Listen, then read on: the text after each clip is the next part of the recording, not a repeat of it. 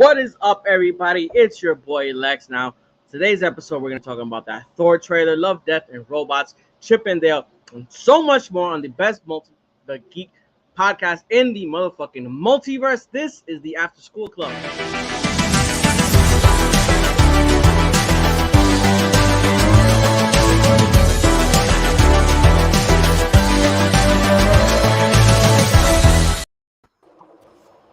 What is good, everybody? How's everybody doing today? Good.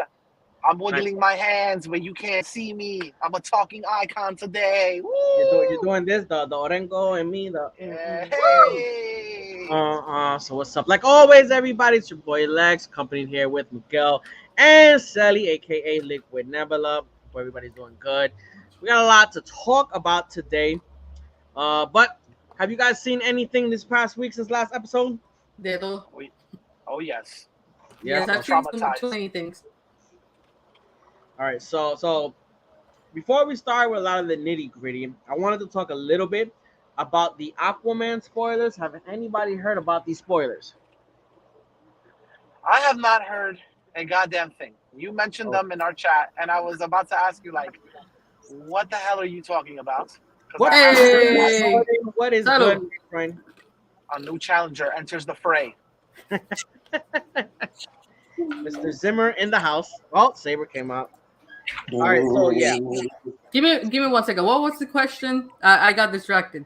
We were talking about, has anybody heard of the recent Aquaman 2 spoilers that have come out? Ay, mira, esta me cuenta la película. I'm not gonna watch it. So I did watch the first one. I'm not gonna watch the second one. I'm gonna take a wild stab in the dark and say that it has to do with something about the death of Manera. I have not heard about that. No. I have never heard about it, but one of the spoilers involves her. Really? Did she shit in somebody's bed? No, yeah, that's not a spoiler. We all know that.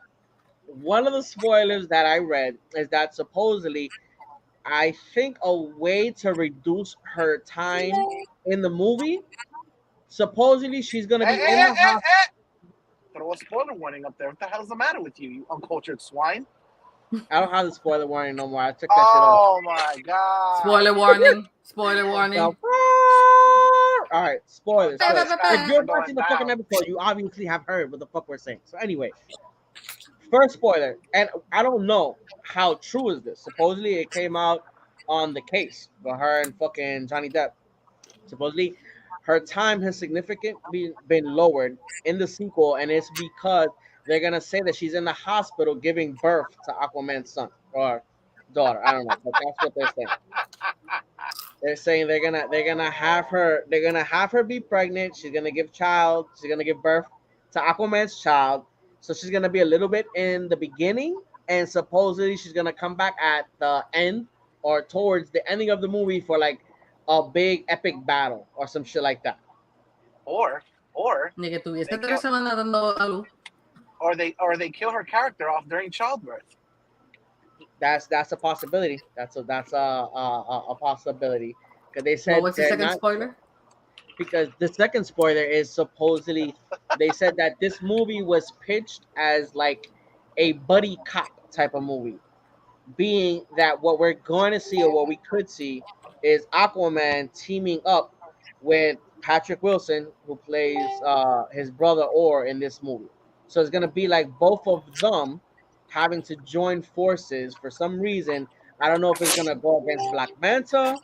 I don't know if they're gonna introduce a new villain, but supposedly that's gonna be one of the big, I guess, plot points for the movie.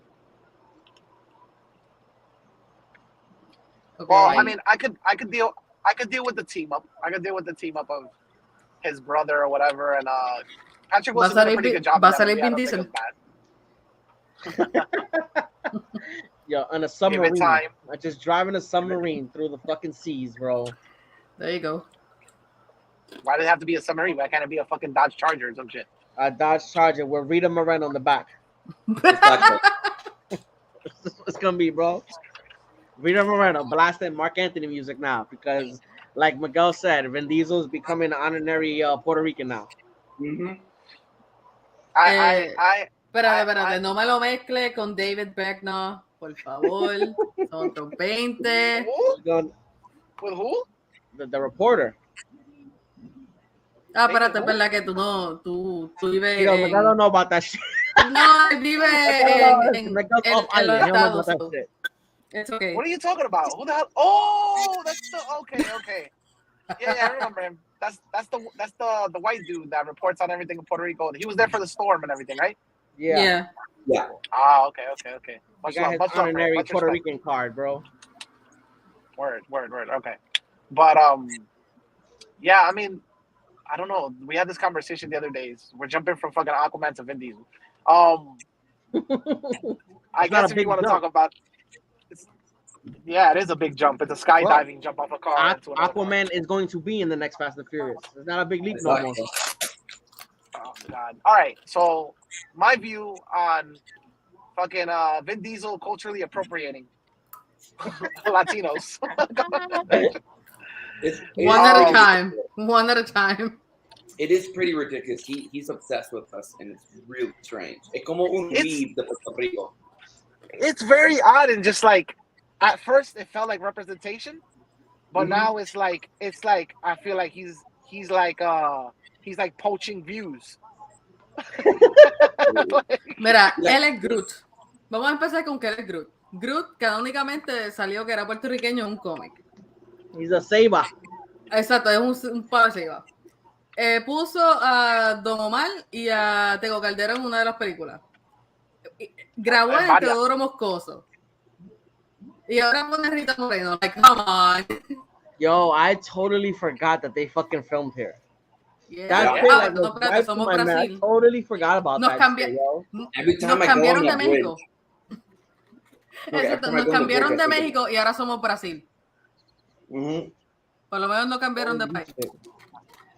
Bro, he loves Puerto Rico, bro. But he doesn't like putting Puerto Ricans in good roles. Bro, one of his movies. I mean, but you have to ask yourself. Give it time, Jordan. Any movies with any good roles? Say one more time. Sorry, Miguel. You have to ask yourself, in his movies, are there any good roles? Yeah, bro, it's the greatest movies ever made. I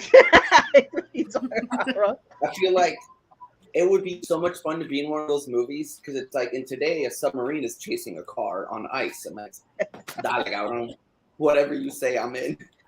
And, like USS Arizona, some shit like that. Exactly, bro. Like I really hope to go to space. I mean, not space, to the moon. In esta. I'm waiting for him to cast Remy in his next movie. To cast who? Remy, the clown. Nobody knows who Remy is. Bro, it's not a game, bro. It's not a game. The Spanish roots are deep with the Diesel, bro. Bad Bunny would play like his long lost cousin or some shit. Oh, I'm pretty sure that's not far off. I'm surprised Mark Anthony hasn't popped up in one of those movies, bro. Cabrón, he would be such a good villain. I'm dying for that motherfucker to come out in one of those movies. Be the last villain and just sing Aguanila at the fucking end, bro.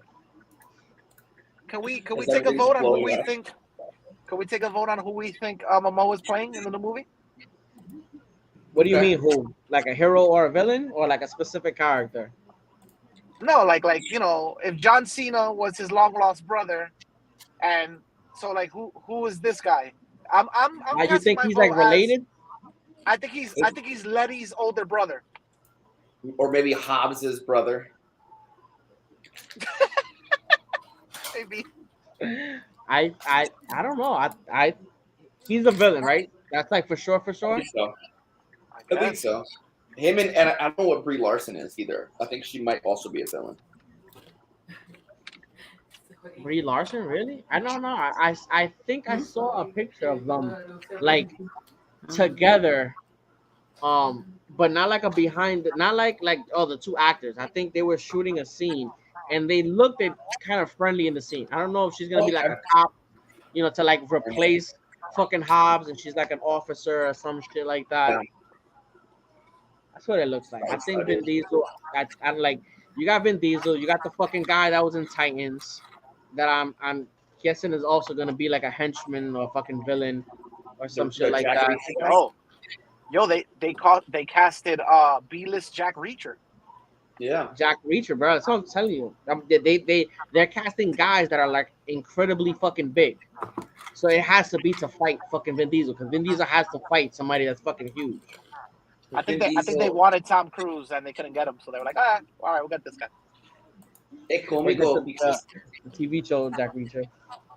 One of the reasons Justin Lin left is because Vin Diesel was getting to set pretty out of shape, and he didn't want to get into shape. So being comico, how he presents himself in these movies versus how he is in real life. Bro, that's like 300. That's the CGI six packs, bro. No, crazy. No, I think so. No. Besides the fact, En 300 no había CGI. Yeah, there was six pack that was CGI in 300. For my understanding, from what I saw, nobody had CGI. Oh yeah, I saw behind the scenes. I saw some shots where they had to digitally make them a little bit more muscular. Sí, más definido y pendeja, pues obvio. Yeah, well, they didn't like. Porque mira la puerca que le hicieron a She-Hulk. Oh, well, that's totally different. That's an entire CGI. No, but I mean, they kept asking to make her smaller. Y es como que, what? What are you saying? Ridiculous. What are you doing? They want to make her sexy. It's like, come on, man. It's fucking whole. Talking about She-Hulk. To my understanding, this timeline is post blip, right? Yep. Before this is pre-Endgame. Is it pre-Endgame? Because if it's post blip, it's not pre-Endgame. Why? The blip happened in Infinity War, and then the 5 years happened, and then Endgame. So I was thinking if blip was coming back. I thought blip was bringing them back. No, ¿Cuándo fue Shang-Chi? When they disappeared. That was the blip. No, pero pero ¿cuándo fue Shang-Chi? Después. Shang-Chi was after. Exacto. ¿Y dónde fue que vimos la escena de Abomination entrando con este cabrón? Exacto. Con Wong? But that's what I'm saying. He could have been there already, because I thought that they were gonna say that the fucking Hulk was like his arm was gonna be fucked up from now on. Like he was gonna take that injury. Because they also fucked with it in Shang-Chi, where it was just Bruce Banner instead of Hulk. Yeah, just I'm really confused. I can't remember. In Shang-Chi, did he have an arm sling? Did he have anything? He did, right? No, they didn't show. Did they show him? Yes, they did. Okay, yeah, he had a sling. He had his arm in a sling. That's what I'm saying. So I'm wondering if this is pre-Endgame. If this series takes place during the blip, or like very close to the Endgame, and that way we can see a fucking Blonsky or whatever the way that I heard they're gonna explain it is that's his masturbation arm. So he goes into the lab. He's an asshole. He goes into the lab and he comes up with an idea to bring it back. Por estas cosas es que tu supervisor no puede estar aquí. Exactly. You made the right choice by telling your supervisor not to watch this episode. Yep. I actually heard that rumor too. I saw it on Pornhub. He has the fucking veins, bro. Anyway, another question I had about that I didn't understand is, in fucking She-Hulk, did I hear correctly, and did Mark Ruffalo say something about like this transformation was in their blood, like it's in their family or some shit? It sounds like it. That's what it sounded like, right? Like if this wasn't like if she was gonna get into an accident, or I don't know if they have the blood transfusion, if they're gonna do it that way, but it sounded like if he was like, oh yeah, this just happens to us. Be one of the only people in the world whose body gets sexier as they age. Then stop everything you're doing, because Harvard and MIT scientists have finally unlocked the super metabolism. What the fuck is that, bro? For example, they're in their 40s and 50s. Their cells are riddled with cholesterol. So why on earth do you see men Who is that? bodies? In fact, why are they called metabolic superagers? Strangely enough, what the fuck are we watching, yo? Special diets or fitness regimes. Jordan, is that you? I think so. There's for some reason a Mark Hamill interview that I was watching for some reason led into a commercial about meditation. Bro, you better take the Lord have Wow. mercy that you were watching something else. Like, I don't know. It was no, because I'm not a health person at all. So it's like very strange that it was like, you must be healthy. Like, hey, you're talking about. I thought that was me Transformation, making a joke. So that's why I was You're sitting there like, what's happening? You're talking about transformation at the metabolic level. Let us help Yeah, you. okay. I don't even know what that means. All right, so since we're already talking about Marvel, let's talk about that Thor trailer. Wait. Time out. You got more about cool it. No, yeah, I was gonna explain it to you. Give me a break, yo. Just because I'm a talking icon now, you're just gonna keep on going through the. Yes. Is that Hellboy? Yeah. Yes. Thank you for noticing 2 hours late. Okay. Thank you. From what I understood, the way that they broke down the analogy was that their bloodline is the only one that can handle the gamma rays. In other words, what they're trying to say is like they come from a long line of hateful motherfuckers that don't let it out until the gamma ray hits them or whatever. Like they're the only ones that can withstand. They all have little deep fucking dark. resentful as The fuck. blood type. Yeah. So their blood can withstand the gamma, but in other words, it brings out the monster they hide inside or some shit like that. So like the gamma's not the Hulk. Like the Hulk's always been that evil little monster inside Banner. The gamma just brings it out. Yeah. So that's what I'm saying. My question is, what I'm wondering is, like, what's gonna happen? And they're gonna put her under the gamma ray so she could turn into She-Hulk. You know what I'm saying? I mean, I maybe think she's hanging out with Michael Morbius, who's at her service, and they go in and he does some experiments on her, and she morbs out, and you wouldn't like me when I'm hungry, and as of late, there's been a lot of feminine empowerment, and I'm gonna go with she had a very, very strong menstrual cycle and she needed a transfusion. Ain't that a little bit misogynistic? Yeah, I'm just saying. Hey, wait a second. No, time out. Toxic masculinity rubs his head again. A lot of it misogynistic. If Red Panda embraced the period, like, no, why can't She-Hulk do it? Moving on. I really hope this is the one episode that your supervisor is like, hey, everybody, look, MIGS. That has to be Miguel Rios. Let's hear it. No, really? I told him about I explained to him about the episode where you were doubting if in 1846 women were, taking advantage of the vaginal canal. I'm so glad that you decided to tell your boss about me, but you didn't start. You didn't add nothing about all the shit that you say on these episodes. No, but that was the one I was like, maybe you shouldn't watch, because there's an episode where I had to explain to a 30-year-old that about cunnilingus. Yeah, exactly. That cunnilingus. You had no problem telling him about you talking shit about women's periods. What is the clitoris? Anyway, moving on to the next Marvel topic at hand. Look at CELY. I'm just gonna eat. Can't believe I'm on this fucking show. This is why I'm a lesbian. That's it. That's simple. It's simple. All right, so talking about Thor then. Everybody saw the Thor trailer. What did everybody think about it? It was tight. It's tight. It's good. It's cool. I'm not saying it's good. Antes de que Orengo venga y nos linche. Orengo's not here today. We can have all the expressions we want about Marvel. He's not going to be here today to piss on our parade. No, I love all the references to the comics, like paneles directo. Lo único que a mí me molesta es que Gore, he looks too human. If you guys get me, like, I don't know, I would have preferred a little bit more alien. A mí me encanta que se vea así bien morboso, but I would have loved a more alien-ish look to it, because I hate that they keep making human, like, making the aliens or the alien races too human. I was wondering. I was wondering because there's different scenes where he looks drastically different.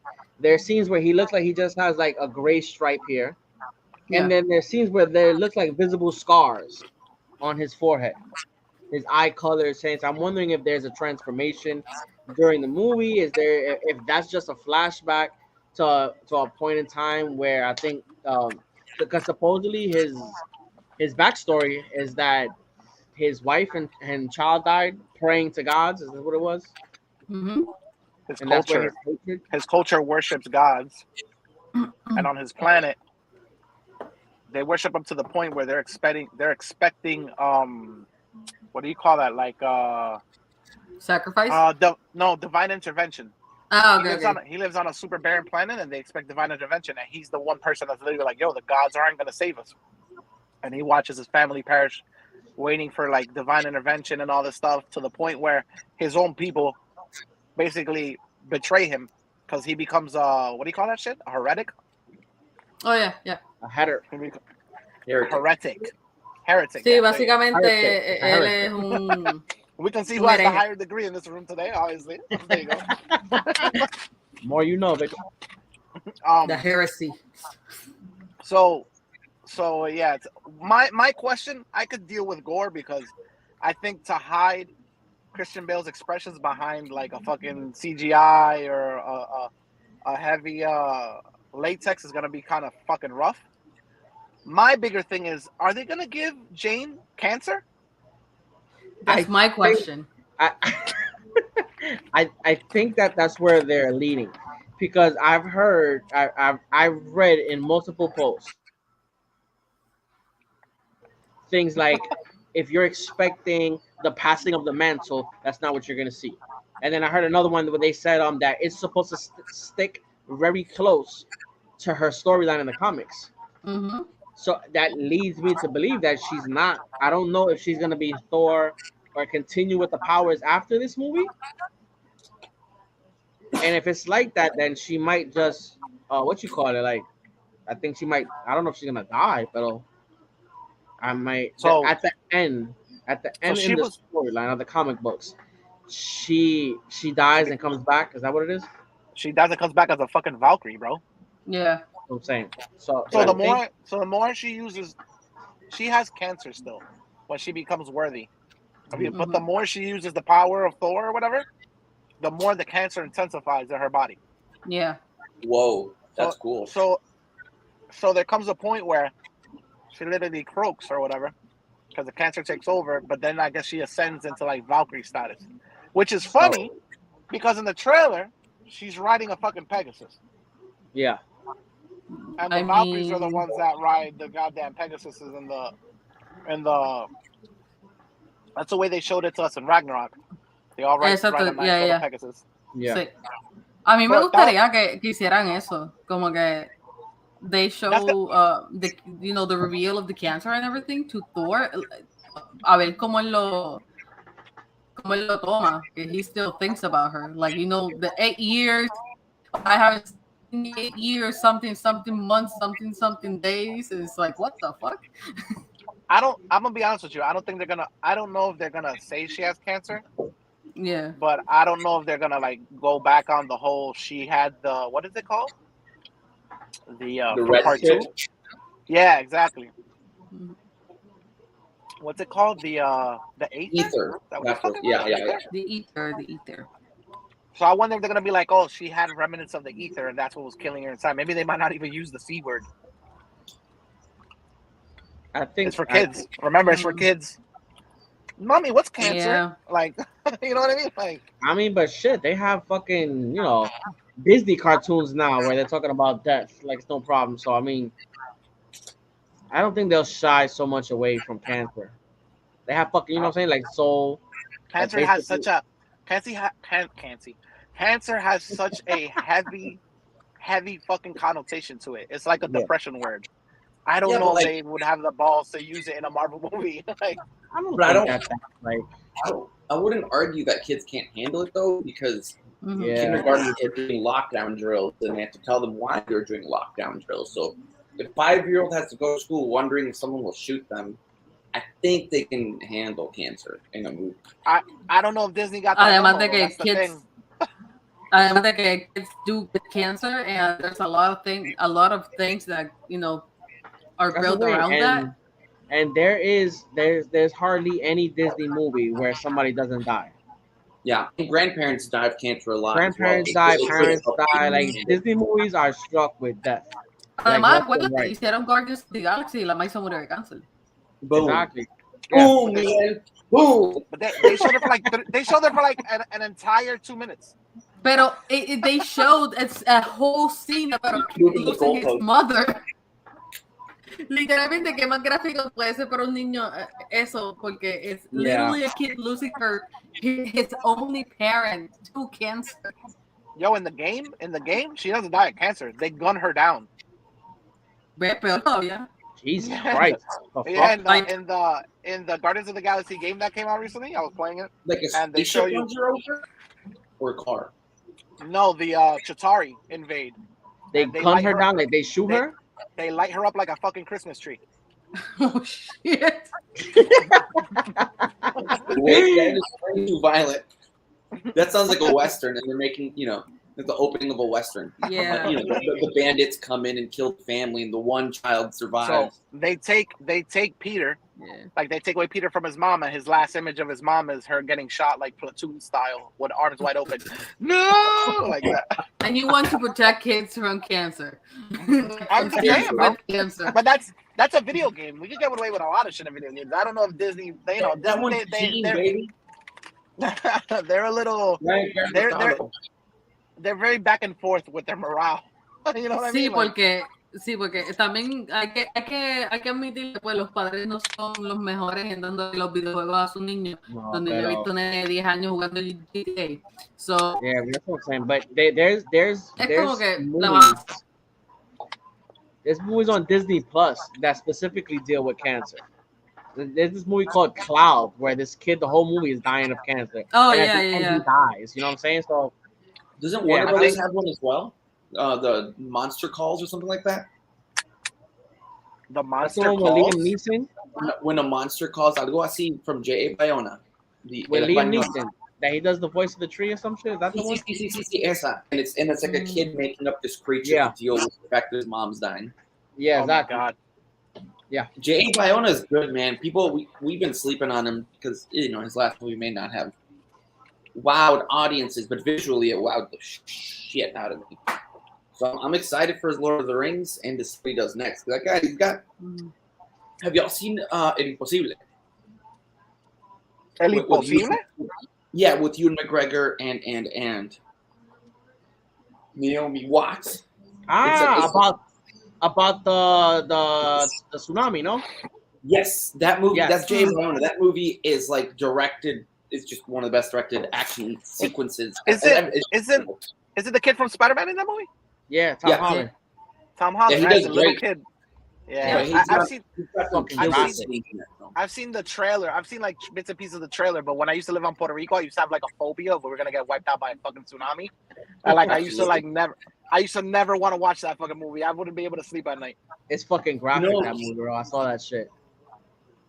Oh my God. You see her running and she got like pellejo on the back of her leg, like the skin is fucking flapping because she got sliced.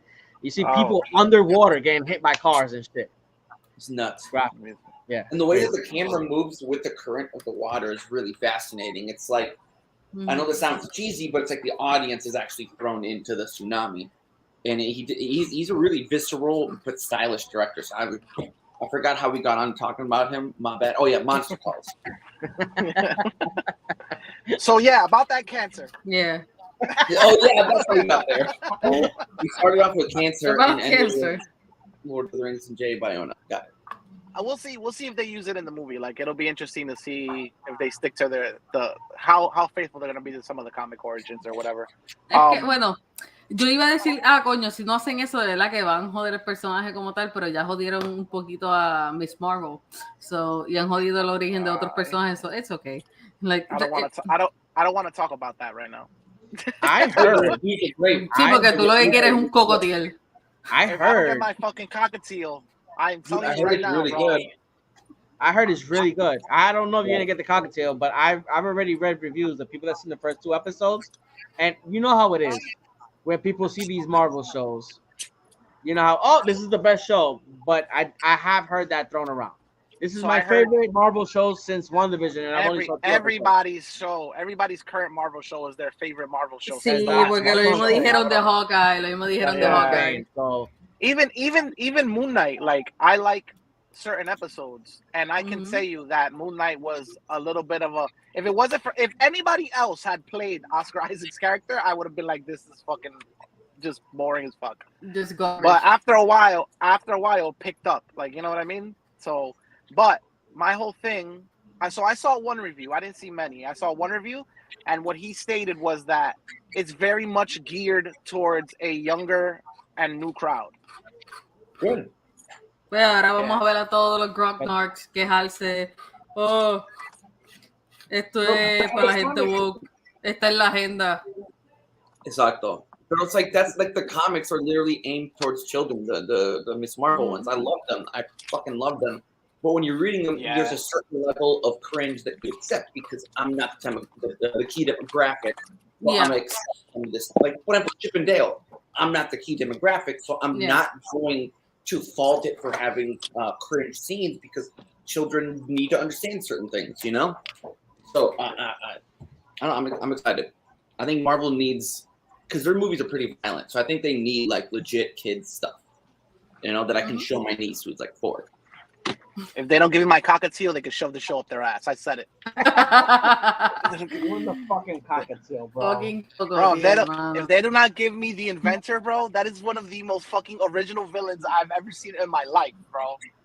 He's a pissed off clone. I gotta get a fucking photo of this fucking cockatiel. Busca el cocotiel está bien cabrón. He's a pissed off clone of Thomas Edison. Like, how much more original can you fucking get than that? I gotta get an image of this fucking cockatiel. You've been talking about this motherfucker for months. Do it now. Do it. I also love the dogs and the humans that she hangs out with. Oh, the big pug. Is it Cork? No, Cork isn't his name. Yeah, no. Name. It was adorable. It's a giant pug. Yeah. The one with the tuning fork on his head. What's his name? Her interactions with Miles are a lot of fun. Like I hope that we get some Young Avengers action soon because I want to see these kids interacting with each other. So Jordan, you read the being comic. led by Spider-Man. You read the comics, right? So I read the first, I think, 15 issues. So you saw where they introduced. I don't want to say spoilers about this thing because if it's in the show, they introduce a certain character which has certain. She has a certain affinity for, and then it turns out he's kind of a dickbag. Yeah. I feel that he's in the show. Well, say it. Fuck it. So she falls in love with it with a kid from her nationality in the comics, and then she comes to find out that he has powers too, except he's a villain. That sounds like season 2 stuff. Yeah. I don't know if it's season 2 because there were some episodes where I saw a character I was like, he kind of fills out that profile a little bit. There was an actor I saw in the trailer and I was like, he kind of looks like spot on if you were gonna cast that character. Okay. So I'm wondering if they're gonna go that route, and that'll be the main villain of the show. But it's I guess weird they haven't shown the villain. That is true. And then it's weird to me because if she gets her powers from the what do you call those, the negabands, what would be the villain's power? Like, she's not an Inhuman in the series, so like they're gonna play around with the mythology of those comics a lot. Yep. Yeah. I'm very curious, man. Those comics are very, very, very well written. That character is very lovable, very likable.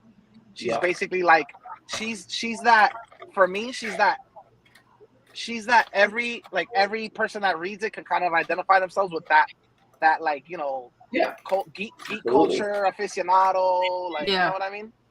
She's like the new. She reminds me of the new Peter Parker. Exacto. In the 60s, which one? Look, just Kamala Khan reminds me of like a new Peter Parker because in the 60s. The way that he was written was for every comic audience member to read him and connect with him. And they do that wonderfully with Kamala Khan. Dude, they do that awesomely. Yes, she's so good. We have to read comics. Like we have a little something. We have a little something coming up. You'll be able. Don't worry. I'm hyped for that little something. Because I'm dying to read more comics. Crazy. Oh, you're seeing the inventor, are you? It looks crazy weird. Like this motherfucker look like his clothes, his little vest, and then that big ass head. This looks so weird. He has like robot arms. Show it. Yeah. Give the inventor some love, bro. This motherfucker looks so weird, nigga. And I love the interaction she has with him. She's like, dude, you're a fucking huge cockatiel. He's like, I'm not a fucking cockatiel. I'm a man. He like stops her before she says it. Before she says the word cockatiel, he always interjects. He's like, I'm not a bird. That's fun. Yeah. So a lot of the one review I saw said it's not necessarily that person's type of show, but he could totally see his younger daughter gravitating towards this show. Oh, and they said that the way it looks visually is so far in one direction, it doesn't feel like a Marvel show. I mean, those directors are like fucking good. I wasn't too fond of Bad Boys 3's script, but the way it was directed was incredible. And they had like, we're supposed to be talking about that today. Oh hell yeah, I'm down to talk about Bad Boys 2 any day of the week. Bro, Hennessy said, so I feel bad talking about it without him because he adores that movie too. You want to wait for Hennessy You want to wait for Hennessy to divulge your love for Bad Boys? There we go. Yeah, that's what I'm fucking talking about, baby. The inventor. Yeah. What in fuck, yo? No, I'm hyped, motherfucker. I'm hyped.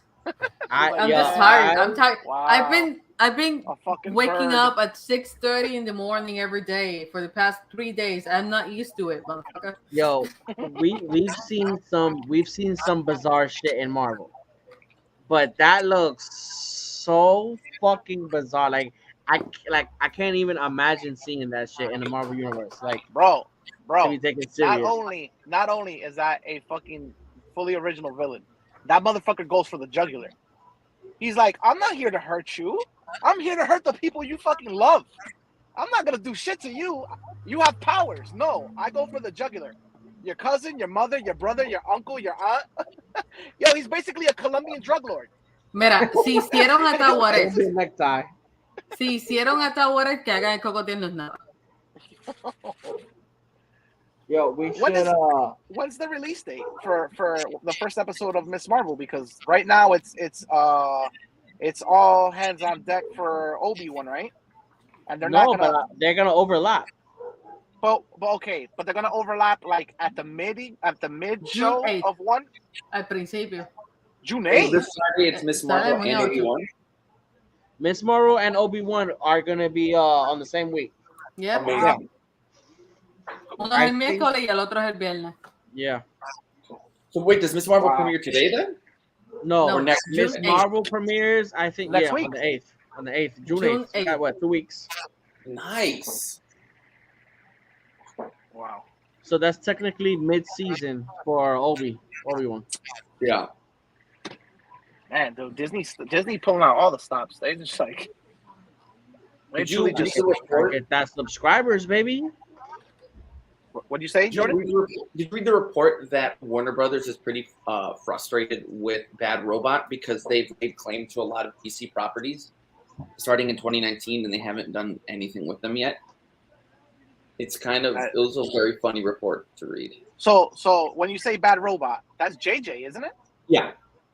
So basically, JJ has laid claim to a lot of shit. And his new show that he was shopping around town for 2 weeks, it's picked up by HBO. He wants a $200 million budget for the full season, and for sake of clarity, the Game of Thrones spinoff doesn't even cost $200 million. Wow. That's going to be their flagship. So there's a lot of heat battle going on now. But did they press the brakes or did they give him the money? No, right now they're still battling, I believe. They must They're be like, no. hey, listen, motherfucker, your name brings a lot of recognition, but you don't exactly have a good, a batting average right now. But with TV, he does. With TV, he's got a great batting average, though. But is he? So, like, when it comes to directors, isn't it like boxers? People only remember your last fight. Yeah, he wouldn't be directing the show. Like this. What's cool about this show is that it's the first TV show he's written since Fringe. So it's been like 15 years since we've seen his writing. And obviously, he needs help with finishing it, as we all know. He's not good at finishing. But yeah, I'm always eager to see a director overcome their, past public failures. Like this year, we've seen it with Michael Bay with Ambulance. His name amongst the film bro crowd has a lot more respect now, and it's like a lot of us fans are like, we've been telling you for years that this guy's fucking dope, but you haven't been listening. So I'm same thing happened with Zack Snyder with Justice League. Mm-hmm. So I'm always eager to see a director, even if I don't like or love their work. I just want to see people succeed in the film industry, basically. You triggered CELY. She left. She's not a fan of Michael Bay, so she's gonna. Fuck, yo. That was my very next fucking thing. I was gonna be like, yo, CELY, let's talk about your favorite actor. She said, you said that Michael Bay came back with Ambulance. I can't take this. I'm leaving. It's true though. It's the biggest Rotten Tomato score he's ever had in his entire career. Really? I was really interested in seeing that movie, bro. And I had I started the movie. Okay, CELY's back. CELY's back in the house. Are you okay, CELY? Yeah, I pressed on the wrong tab. Oh, I didn't mean to trigger you by talking about Michael Bay. I'm sorry. No. I mean, he's not one of my favorite directors, pero tampoco es como que la tengo como... Yo puedo entender que él quería parar de hacer Transformers movies, pero él que literalmente le estaban tirando chavos en la cara. How could he say no? Yeah. A ese punto. So. I started seeing Ambulance. It was good to where I got to. I think I had got to, like, they're just robbing the bank and the cop goes to the front door, and then my daughters came in and I had to do something. So from that point on, I haven't seen anything. It was like 10 minutes. Yeah, it's to that point. It was good. There's a very hard scene too. I don't know if you've seen it, Miguel or CELY. There's a hard scene where they first show the EMTs. There's this little girl that she got pillado with like this like a metal fence went like through the back window of the car and into the girl's stomach, and she's like a child. Cabron, that shit was so graphic. Motherfucker almost made me cry. That shit almost made me cry watching. I don't know if I saw that. I didn't see the whole movie. So Pero de cuál fue esa? Ambulance. That's the one. So that's the one with Jake Gyllenhaal and the guy that plays Manta. Yeah. At the beginning, when they introduce who the EMTs are, that's like their first stop, and they gotta go. And there was a car. Okay. Wow, she was impaled. I didn't even notice that. She was impaled, bro, and the EMT. I know her mom was like, relax. The EMT is telling her like, relax, we're gonna get you out of here. But I thought it was just because like her mom was literally crushed in the car. She didn't want to. The firefighter has to cut through the gate. So obviously, when they're cutting through the gate, the bar is vibrating inside of the little girl. So she's like crying in pain and shit. I was like, whoo. Yeah, I was really impressed by Michael Bay. Like when I watched this, he's like, did Michael Bay just make me tear up? Because I don't think he's ever done that in ever. Yeah. So it's a good job, bro. Good job. He did it. He did it for me when Sam saved Optimus. And then I'm kidding. Go ahead. You cried when Bumblebee almost died in the third one. No. It was that line. What was that line? You saved me, boy, or some shit like that. I would watch 400 hours of just Optimus Prime talking. I love Optimus Prime. His voice. I would watch Optimus Prime give the State of the Address. I would vote for him. I mean, not the Michael Bay version, because the Michael Bay version is a war criminal. But I would vote for the cartoon version. Because Michael Bay. Can you imagine that shit? Can you imagine that shit? He's like, we're gonna go to war because in Kuwait there's more than meets the eye. We're like, hell yeah, we're going to fucking bomb them. Like, dude, his presidential convoy would be lit. Can you imagine that convoy? Like all the greatest Transformers in the world just protecting him. Now, I mean, I'm baked shit, but I need to see this movie now. So, you guys, like this movie, I need to see it. So on the what you call it, I'm saying on the theme of outrageous shit. Let's talk a little bit about CELY's favorite actor and his new movie, Tom Cruise and Mission Impossible. Did we all see the trailer for Mission? Many times. CELY, do me a favor. Do me a favor. Get off of the computer, sign onto your phone, and go and show everybody the altar you have for Tom Cruise in your house. Does he actually love Tom Cruise? I didn't say what type of altar it was. I just know you have. You remember? I don't know if you guys seen it. You remember in Hey Arnold when Helga had a shrine to Arnold, like thumb. Said he has it at Tom Cruise closet, just like in the shape of his head and shit. So you really hate Tom Cruise? Oh yeah, it was the only actor. I don't even know. I know why, but he's an asshole. So he's the only actor that I actually hate. I only like one of his movies because it's something that happened in real life. It's Valkyrie. That's it. That is the only one. I thought you were going to say Mission Impossible 3. That's also based on a true story. Fuck that. No, mierda. I don't know why growing up I saw Tom Cruise and I just instantly did not click with the actor in various of the movies that I've seen.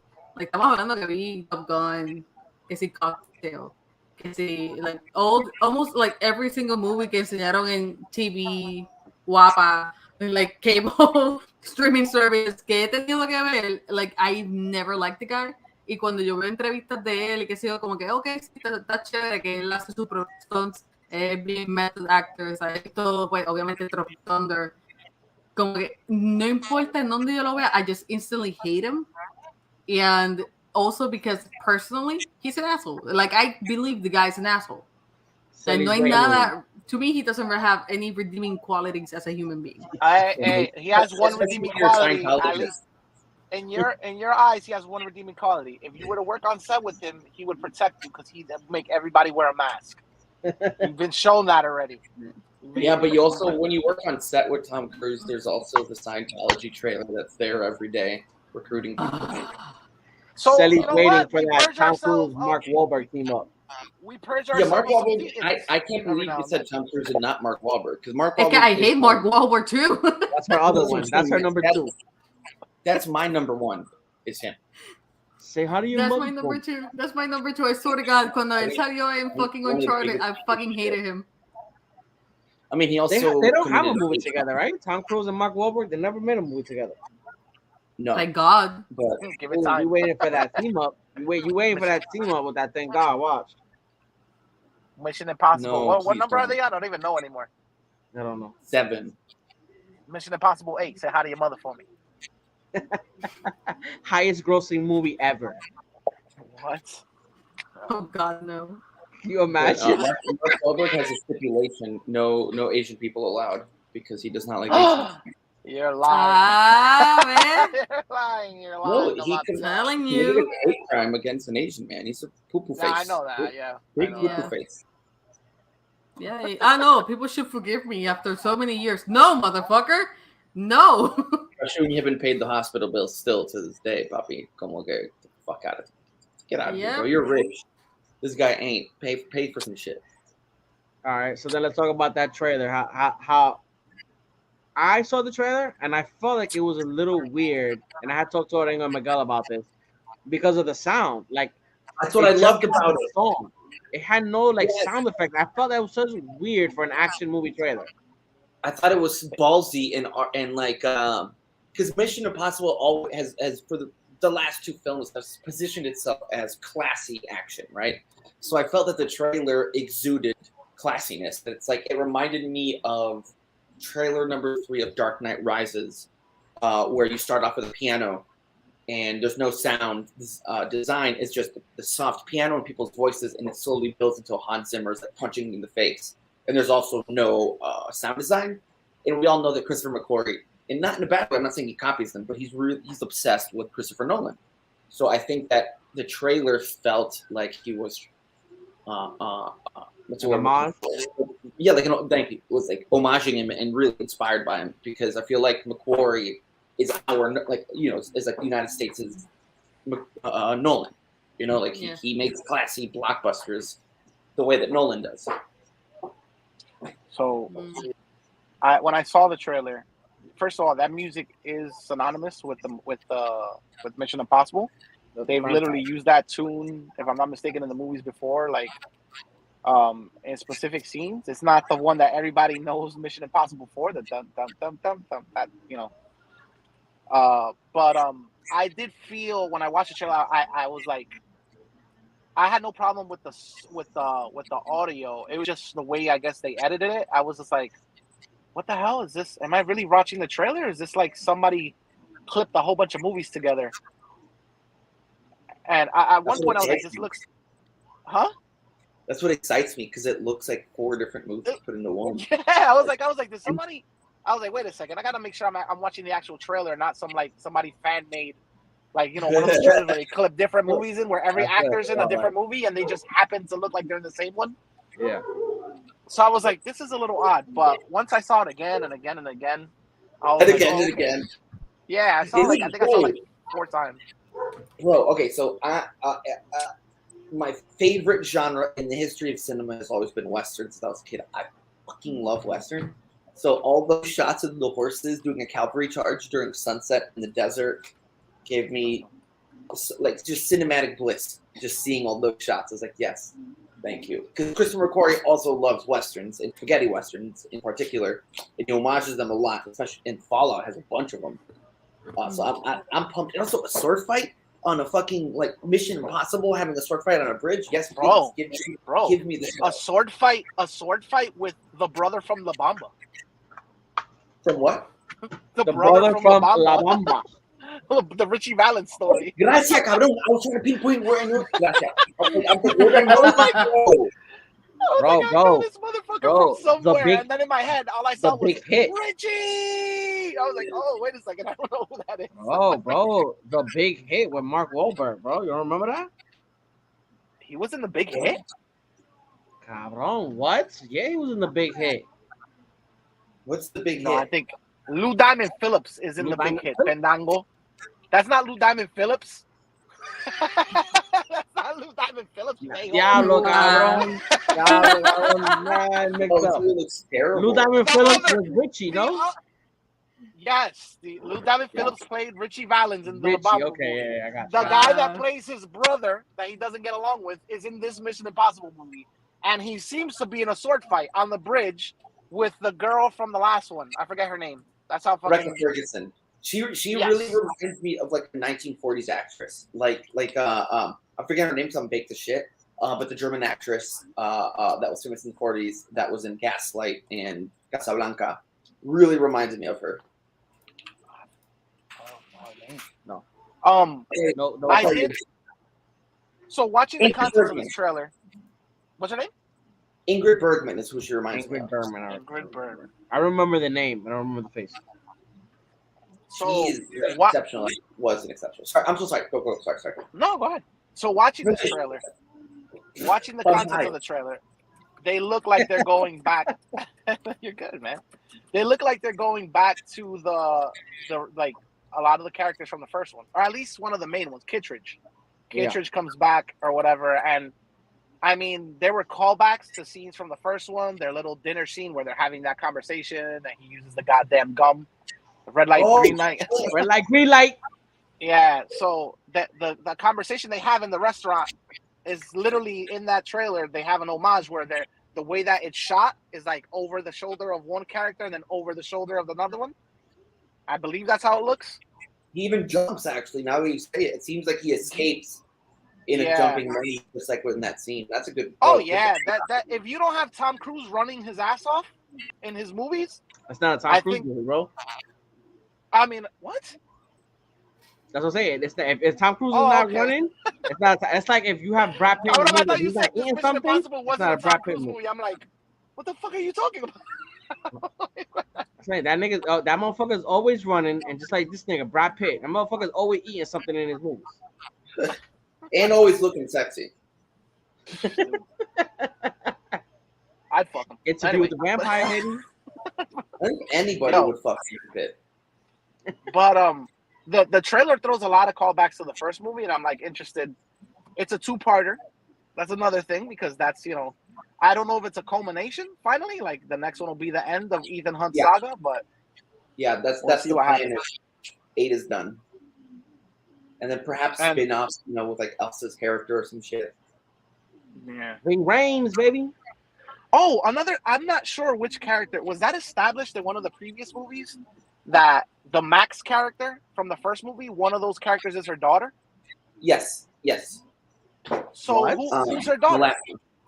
Her daughter's Vanessa Kirby, the woman from The Crown. The blonde one. Murder. Who the fuck? What? Whose daughter that is?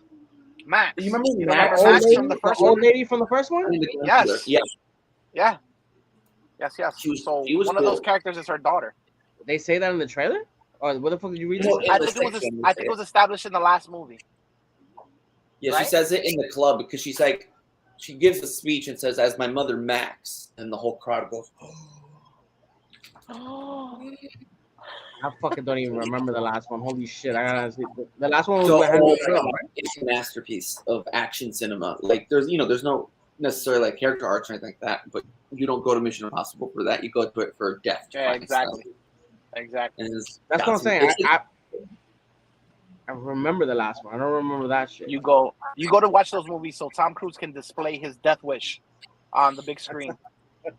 They're like classy Fast and Furious is where I would put Mission Impossible. And the full circle. There it goes. Full circle, baby. All the way back. Go back to Dominic Toretto. All right. Liquid Nebula. Do you like Fast and Furious? Which one? Sorry. Fast and Furious. Only the first 3. Oh, Tokyo Drift is fun. It was Everybody fun. hates It was Tokyo fun. Drift, and I want to say that's one of my favorites, even if it's a ripoff. Like Ajá, a one-to-one exacto. ripoff of another Asian movie. Exacto. O sea, I like them. Like, por lo menos las primeras 3 Yeah, I eran like como Tokyo que set and done, even though lo que tú dijiste de Tokyo Drift is true. Como que no sé, it's super fun to see them drift and super fun to see another car culture, básicamente de donde el car culture originated, entre comillas. No sé, como que esas 3 son como que the best of the whole saga. The only ones we're racing. Yeah, exacto, como que the only ones that they're actually racing. They're still racing. They're still racing. They're racing against death. No, they're racing against the moon for the center of the sun. They're fucking racing against reality. Hey, that sounds like a great movie right there. I'd watch it. I'm telling you. When I told Nick this already. I'm telling you right now. They've already referenced the fact that they're indestructible. There will be a reason for that later revealed in the movie. I bet my ass they're gonna be like, oh, Mr. Nobody basically sipped something into your coffee, and that's why you guys have been surviving all these death-defying stunts. They've already had like a nanomachine character, Black Superman, baby. I mean, What if it's Brian doing everything from from heaven? I don't know. That's the sad thing. That wouldn't make sense within the Fast and Furious universe. I would want the series to end with like the credits start rolling and the camera we pull out and reveal we're in a movie theater, and then you see all of the actors from Fast and the Furious watching the movie, and that's the reveal. It's always been a movie within a movie, and they're in on the joke. Estamos hablando de Buzz Lightyear. I want them to literally turn into cars. I want them to cross over with Transformers. Yes, I want them to literally I want Dominic Toretto to be like, now I can literally live my life a quarter mile at a time because I am a Dodge Charger. I need this movie, and I need it to cross over with Jurassic World as well, somehow. Por favor, que la dirija Orengo. God, could you imagine? Y que no se pueda salir del contrato. Could you But that's the imagine if thing, Universal? Orengo would have fun because it So would all be those so properties meta. belong to Universal, right? No, Transformers belongs to Hasbro y Paramount. Oh, damn. Pero I was like, the yo, one thing that Universal they've could always say. thought- Oh, my bad. Go Sorry. ahead, Jordan. No, go ahead. No, one thing that they. No. No, I have a delay. Damn it, it's me. Go ahead, talk. Okay. One thing that Transformers needs to do is a crossover with G.I. Joe because they're both Hasbro and it's happened in the comics. And like, I just do it. Like, why not make that Sector 7 as G.I. Joe's? You got done. Oh, Gundam, I don't know, Power Rangers. I don't know. Anything can happen. You just put a very nice amount with at least 8 zeros, and it's fine. True. Make Chip and Dale put on Transformers. I was gonna Has everybody say seen Chip and Dale? Yeah, I loved it. yes, I saw it. Did you get to see it yet then? No, pero a este punto ya me la contaron entera, so it's fine. No. No, but I'm still gonna watch it. Don't Okay. All right, so all worry right, about so it. let's I don't mind. Okay, you need to know something about me. Wait, you need to know something about me. I don't care about spoilers. It doesn't really Steady fuck up my loves spoilers. experience. Copy. Yeah, you can tell me the whole movie, and I'm still gonna eat it. Yeah. Like it's the first time I've ever seen it. You know. Okay, but that, Yo no me dejo llevar por los spoilers tanto, so. that movie, and I had talked with Miguel about specifically the beginning of that movie, and apparently how I'm getting mushy with my old age. No, Because the beginning of that fucking movie. you are not mushy. You are not mushy. That beginning, fucking hey, that made me scene- emotional too. That scene was perfectly crafted to tug on your heartstrings because it worked Wait, on which you. one? The scenes where they're children, Where they're where children, they're they're little going to chipmunks school. and they're meat. Oh my god, bro! I Bro, was like, I When he was does so the bad. pencil, when he does the pencil to the eye, and he sees that nobody else is laughing. Yeah. I felt like that was my child embarrassed. I felt so bad for him. Yeah. Es más, Bro, deja de poner like- la película en el background. It's Bye, so Lorena. funny, dude. It's everything that Space Jam 2 tried to do. So it's good. It's a funny ass Right? movie. No, right? it's Like Space Jam it- tried their it- hardest to tug on your heartstrings, That's what it and is. these Space Jam, motherfuckers, but with these heart. like got it. He's got it. They like got it right off the bat. Right off the bat, and they got the cameo. As Orengo said about the movie, they had their cake and ate it too. And I really believe that. Like this falls into the category that I think No Way Home falls into, which is we have excessive cameos, but we also have a story that utilizes said cameos instead of just throwing people in there for cheers, like in some recent films that have come out. So Yeah. Multiverse of Madness. Eso mismo iba a decir, no, I didn't coño. say anything. I want to direct for Marvel. I didn't say anything. I don't know what you're talking about. But do you guys think that Brie Larson will come out in Miss Marvel? What was that? Say it again. Do you think Brie Larson que va a salir en Miss Marvel? Es capaz que sale en los últimos segundos o en par de episodios o hagan lo mismo que Mandalorian, que mira yo Mandalorian en Boba Fett. Basically, Mandalorian. Sí, básicamente That would be Mandalorian. So yeah. weird. Es que I hope it's not just a cameo because I do cherish their interactions in the comics, and I think that Brie Larson needs another shot, because she's an incredible fucking actor, and she wasn't able to show that in Captain Marvel. So I'd love to see her with some of her comedic chops, which she's got. I mean, she was in one of the funniest movies I've ever seen. Two of the funniest movies I've ever seen. Funny Jump Street. Why am I forgetting the Edgar Wright movie? Man, this marijuana's kicking me. I should smoke less. Scott Pilgrim, bro. Scott Pilgrim. Yeah. She is hilarious in that movie. Sí, mano. I think she might have a cameo. I don't know how big of a part. Since we're going to see these two characters in the Marvels, there has to be some type of connector. There has to be some tether connecting them visually that's gonna lead into that movie. It is. Yeah, there is. There's a tether already. It's in the title. No, I mean visually. There's gotta be a Visually. scene with them. Yeah. The opening title. You can see it visually. The title, Miss Marvel. Marvel. I wish I could fucking right now. Where are you again? I'm gonna fly to you and slap you. Right now, I'm in Weston, Florida. Come at me, son. Do you have guns? Because you do have stand your ground, and that's scary. Oh my god. I forgot. With all this bullshit, now I forgot what the fuck. Chippendale. Yeah, la tengo de background, so. Chippendale. The beginning really fucking worked for me. It really worked. As the movie continued, I've seen it twice. The first time in the middle of the movie, I was tired already with the day. So in the middle of the movie, the first time I kind of fell asleep. Okay. So there were things that I missed that I got to see in a second viewing. Again, the cameos are done very well because within the setting of the Comic-Con type of thing, the convention, it really works. Orengo had said it before, and it really does. It fits into the story narrowly to see them there because it's a place where they belong. It's not like they're just running, to each other in the street during the adventure and shit. I wish the day that Chippendale came out, I went on Instagram, just going through my feed about to post something, and fucking Sonic came out. Oh yeah. You saw it beforehand. You didn't know. Before I saw the movie, I saw a picture, and I said, "Is this what the fuck is that?" And then automatically it said, "Chip." I was like, "Fuck." So yo. I ruined it for myself. It for myself. I started looking at the IMDb list, and I'm like, "What the hell does this mean? Ugly Sonic." I was like, "What do they mean? The meme? Like the meme Ugly Sonic? Like the drawing, the hand drawing?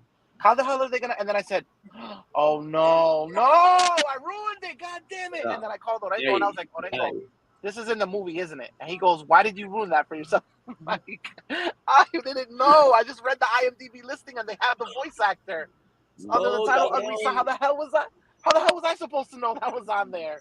I'm so sorry for you. I spit out my water when I saw that in the movie. That cameo, I really do not care about spoilers. I'm like CELY. I really don't give a shit about spoilers. But for some reason, I was butthurt when I read that because I know that joke was gonna work so well on me. La jodienda es que cuando yo lo vea, I'm still gonna spit out my water. Because I'm not gonna know when it's gonna happen. That is also true. There are that's true. It's funny, dude. It's really funny. I think your crimes. It was funny. I don't want to ruin it for CELY. Well, CELY, you don't care about spoilers. But the whole commentary about his teeth, that shit had me on the floor rolling. The Siemens. Yeah. And they show what's his face? They show him like freak the fuck out. He's just like staring at his teeth. Yeah, it was very good. Oh, the other cameo, Nick, that me and Orengo were talking about that we were kind of shocked that Stan's dad from South Park. From South Park. Yeah, Randy was there. That's nuts. Yeah, I was like, how the fuck do you? What? I was like, that's not yours, Disney. You can't play with that. I mean, a lot of they got again. If you have a hefty amount of zeros in a piece of paper, you're not gonna care. That's Disney, baby. Disney got everything. They put a Transformer in the movie, which was amazing. Oh, they put Batman in the movie. Yeah, that's true. They put Batman in the movie. E.T., which is Universal. Mm-hmm. Yeah. I think the Universal one they can get away with because... Yeah, I was going to say that porque no es porque los dos parques están en Florida. Es que ellos comparten tantos personajes. Yeah. O sea, they share so many characters, que es como que... I think there's just goodwill between those companies, but I was shocked to see Batman. I was shocked to see Sonic. I was like, what the fuck? And there's even parodies of like Ash Ketchum, like hidden in the classroom or whatever. I'm like, what the fuck? Like, what do you? I guess like Decade once said in the chat, like parody law is God with these people because they got away with so much. You know what I mean? And it was done in a good way that made me just crack the fuck up. And there was a lot of heart in that movie. I feel like they didn't have to clear the Coca-Cola bear because what the that shit. Got a bear and gave it to my wife. I was talking to my wife about that shit, and I wish I would have recorded it because as soon as I seen it, I knew who it was. So we're talking about who these characters are, but she said, "Who's the bear?" And I'm like, "Baby, that's the Coca-Cola bear from Alaska." But just the very slow realization. From the fucking commercials, out that slow realization was so beautiful to see. It took like a good 30 seconds. When we were kids, the fucking commercial, that's the polo I was Basic. I love the Paw Patrol line too, that the Paw Patrol attacked the cops. And one of the, he's like, Officer blah blah blah can't even have kids anymore. It's like, holy shit. What? ¿En serio? Yeah, they do a lot of tongue-in-cheek humor for adults, and like even references to like kids nowadays aren't gonna understand the whole scene when they froze the cop. That was literally fucking Terminator. Bro, the fucking ¿Tú sabes qué me tripea? Mala mía, pero ¿sabes que a mí me tripea bien cabrón? Que literalmente this is Who Framed Roger Rabbit all over again. Roger Rabbit's in it. I know he is. I saw a picture and shit. Pero la jodienda es que the whole movie, how it starts, how it is, I love it. I know some people hate it, but I love it porque no solamente porque it reminds me of Roger Rabbit, es porque literalmente reminds me what I want to see as a kid and what a kid believes in. Como que you think that characters are real and you want them to see them in real life. So no solamente una referencia a Roger Rabbit, sino como que this is what a kid would see. Esto sí que, like, yo diría que it's a well-made, por lo menos visualmente, for kids, it's very well-made. Yeah, shit like I always like shit like I always liked how, like, I think it was in the second Toy Story that during the credits they made up like bloopers, like if Woody was an actual Exacto, yeah. Like, oh my god, that shit for me, I love that. Excuse me so much. I was really confused as a kid. Because like ever since I was a kid, I was obsessed with movies, and so I understood. But like I'm watching it, but I thought these were animated, and I was like, it's like it kind of broke my brain of how they were outtakes. I was like, how does this make sense? Yes. Are they real? Yes. I'm gonna be honest with you. Yeah. Go ahead. No, go ahead. My bad. No, I do believe that Davy Jones, it's not a CGI creation. They found a squid monster deep into the sea, and Disney keeps it in a vault because that shit looks so good still. It does. I love Davy Jones. That was way back when they waste a shitload of money on CGI. And it worked. And it worked. I know. But Miguel, it's not that they wasted money, one, or two, that they spent more money. It's that there's so much more practical effects within Pirates of the Caribbean. So, for example, the Kraken scene with the ship, they just grabbed 2 green bars and dropped it on the ship and had explosives rigged up. So that's an actual ship blowing up. And for the people falling down it, those aren't CGI. They grabbed stuntmen, put them on the blue platform, and then launch it. So when you mix real backgrounds with real effects with CGI, that's when the magic happens. That's why Transformers to this day looks better than like 90% of Marvel films, because some Marvel films have an over-reliance on green screen. There's obviously Marvel films that look great, like Guardians of the Galaxy looks real to me. Both of them. I don't know how, but it's like they shot it in space. Yeah. But then there's certain ones, you shot it in Manhattan's beach in California. So it's like. But I love those. Yeah.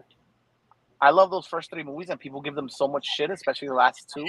I know they might not be the best movies in terms of like story progression, but I really do have a soft spot for those 2 movies in my heart. Fantastic. Oh my god! Yeah. The wheel fight, bro. The wheel fight was dope as fuck. And the cinematography in the second movie is pretty mind-boggling, because it looks like there's this painter I like called Caravaggio, and he uses a lot of oranges and shadows, and it seems like it's just his paintings coming to life in front of your eyes. Like I love those movies, man. They're like, to me, they're up there for blockbusters.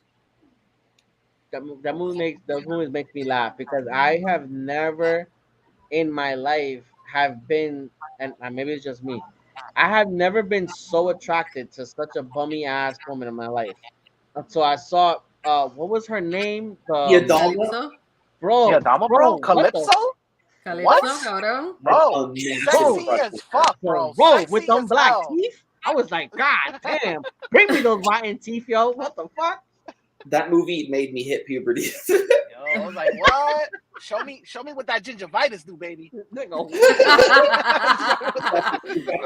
mí lo que me mataba era el acento de ella. Yo dije, esa mujer me puede hablar todo lo que quiera. I don't care how she looks. Just talk to me. Yo, give me that zombie breath, Yo, baby. and Go that fuck me scene, right in my face. Give me that zombie and that breath. scene, I'm gonna be honest with you. That scene where Davy Jones confronts her in the jail cell, Oh, sí. and they basically profess their love for each other no matter what, bro. That scene fucking slaps. That shit worked in that movie. Hard, bro. What he Hard. used to look like Yeah. before Bro, that he scene fucked fucking his slaps. face. I'm serious. Like, it's very kooky, and like, you know, at that point in the movie, you're just along for the ride. Some people were like, okay, I'm not digging the story. I'm fucking lost. I don't know what the hell's going on. But those love beats in that movie, that romanticism that's in there, that shit works, dude. I'm Have telling you, I seen got a the soft spot deleted for those scenes? movies.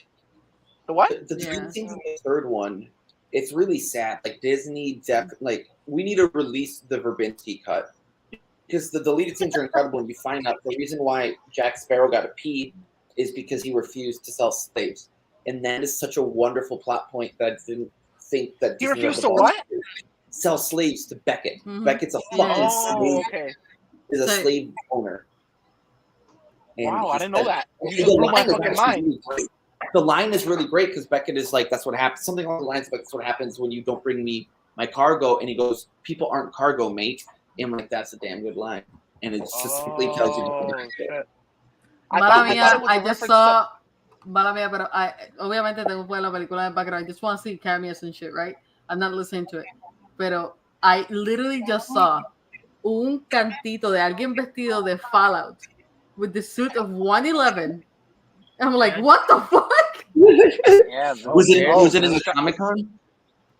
Yeah, cuando they are in the stage and they open Yeah. up the curtains.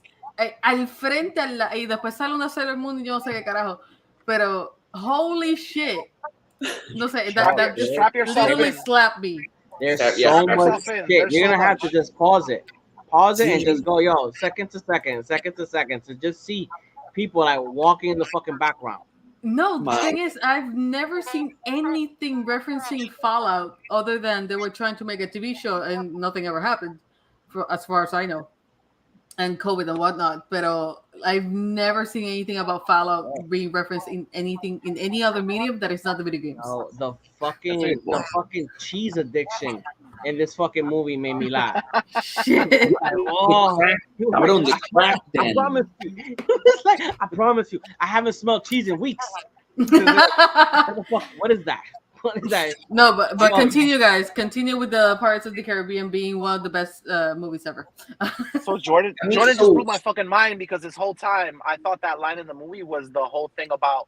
I understood it as like, you know how Jack kind of shows no like faithfulness to anybody. He's a pirate. He betrays everybody.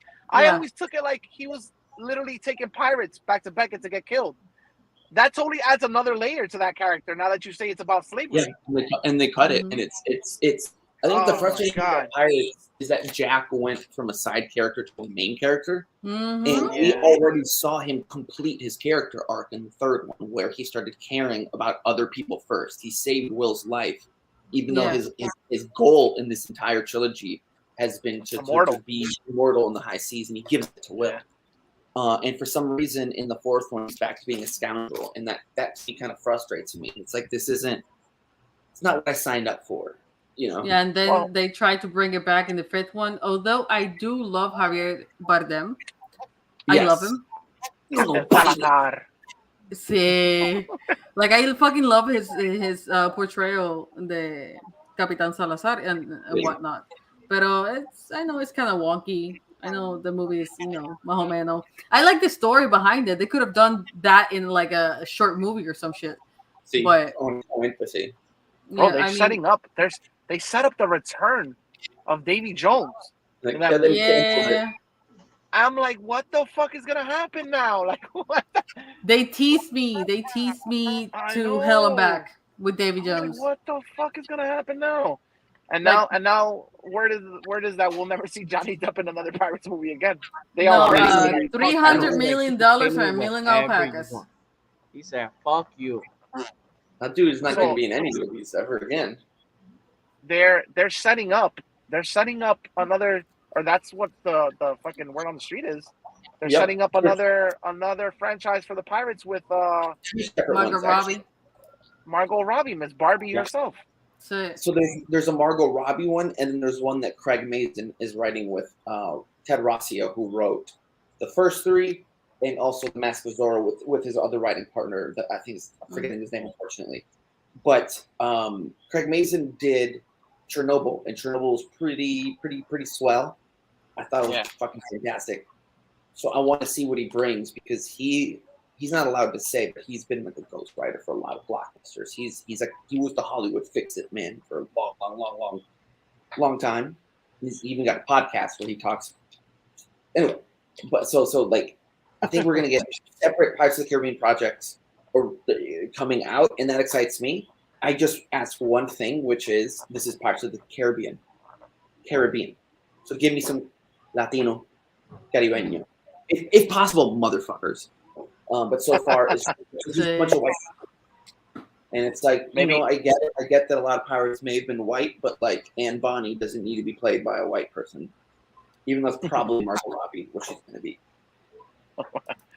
I don't know how they give us a Pirates movie without Jack. I don't know. I really don't know. I don't know how you like, how much forward can you possibly jump and have an explanation for the missing of his character, or unless you totally reboot the series. It's very weird. They'll probably reboot the series, bro. Like, when's the last one? When did the last one come out? How many years ago already? Maybe 4 or 5. So if they don't make another one for another 4 or 5 years, that's a whole generation that's not gonna really remember. You know what I'm saying? The fucking Pirates movies. Not like we do. These movies. It's not like the Johnny Depp one came out, 10 years ago. We're talking about these movies came. You know what I'm saying? These movies came out a long fucking time ago. Yeah. So they're already part. Yeah, they're already part of our fucking. Now, I wouldn't say our childhood, not for all of us, but I think the first one came out. When the first one came out? 2000, early 2000s, no? Yeah, 2003. And that was a good year for movies because we also had Bad Boys too. Full circle, baby. So we're talking about almost 20 years ago, bro. There's gonna be a generation, like the next generation coming up. They're not gonna fucking remember that. In another 5 years, my kids are gonna be 6. For the 5 years, they're gonna be 11. They're gonna be right around that time. They're gonna be like, yeah, let's go watch this new pirate movie. And I'm gonna be like, baby, I remember when this came out when I was a kid. Dude, that's gonna be emotional and beautiful. Bro. It's like maybe that's what my dad went through with Star Wars when he took us to see the Phantom Menace. Bro, there's moments like that that's funny as fuck. I just had a moment like that today, and it was like it's so crazy how you can attach fictional characters, fictional stories, but when they happen at a certain time in your life, they remind you of that time, so they're forever synonymous with that time. There's a show that I watched with my wife, and literally the first season came out about 2 months after we had our children. 2 months. Is that This Is Us? This Is Us. Yeah, this show. You have plugged that show 3 weeks in a row. I'm gonna have to watch it because you have plugged that show 3 times already in 1 month. No, because these last 3 weeks is the ending. Like the show finished today. So when I saw that shit this morning, I cried like a bitch with Yancy because it was so much more than the show. It was like it's something that started when I first became a parent, and now it's finishing. And I'm at a time where the girls are turning 6. They're bigger. They're talking more. They're getting dressed. They're doing shit by themselves. So it was like a finality of like a phase that's ending. That shit made me fucking cry, my nigga.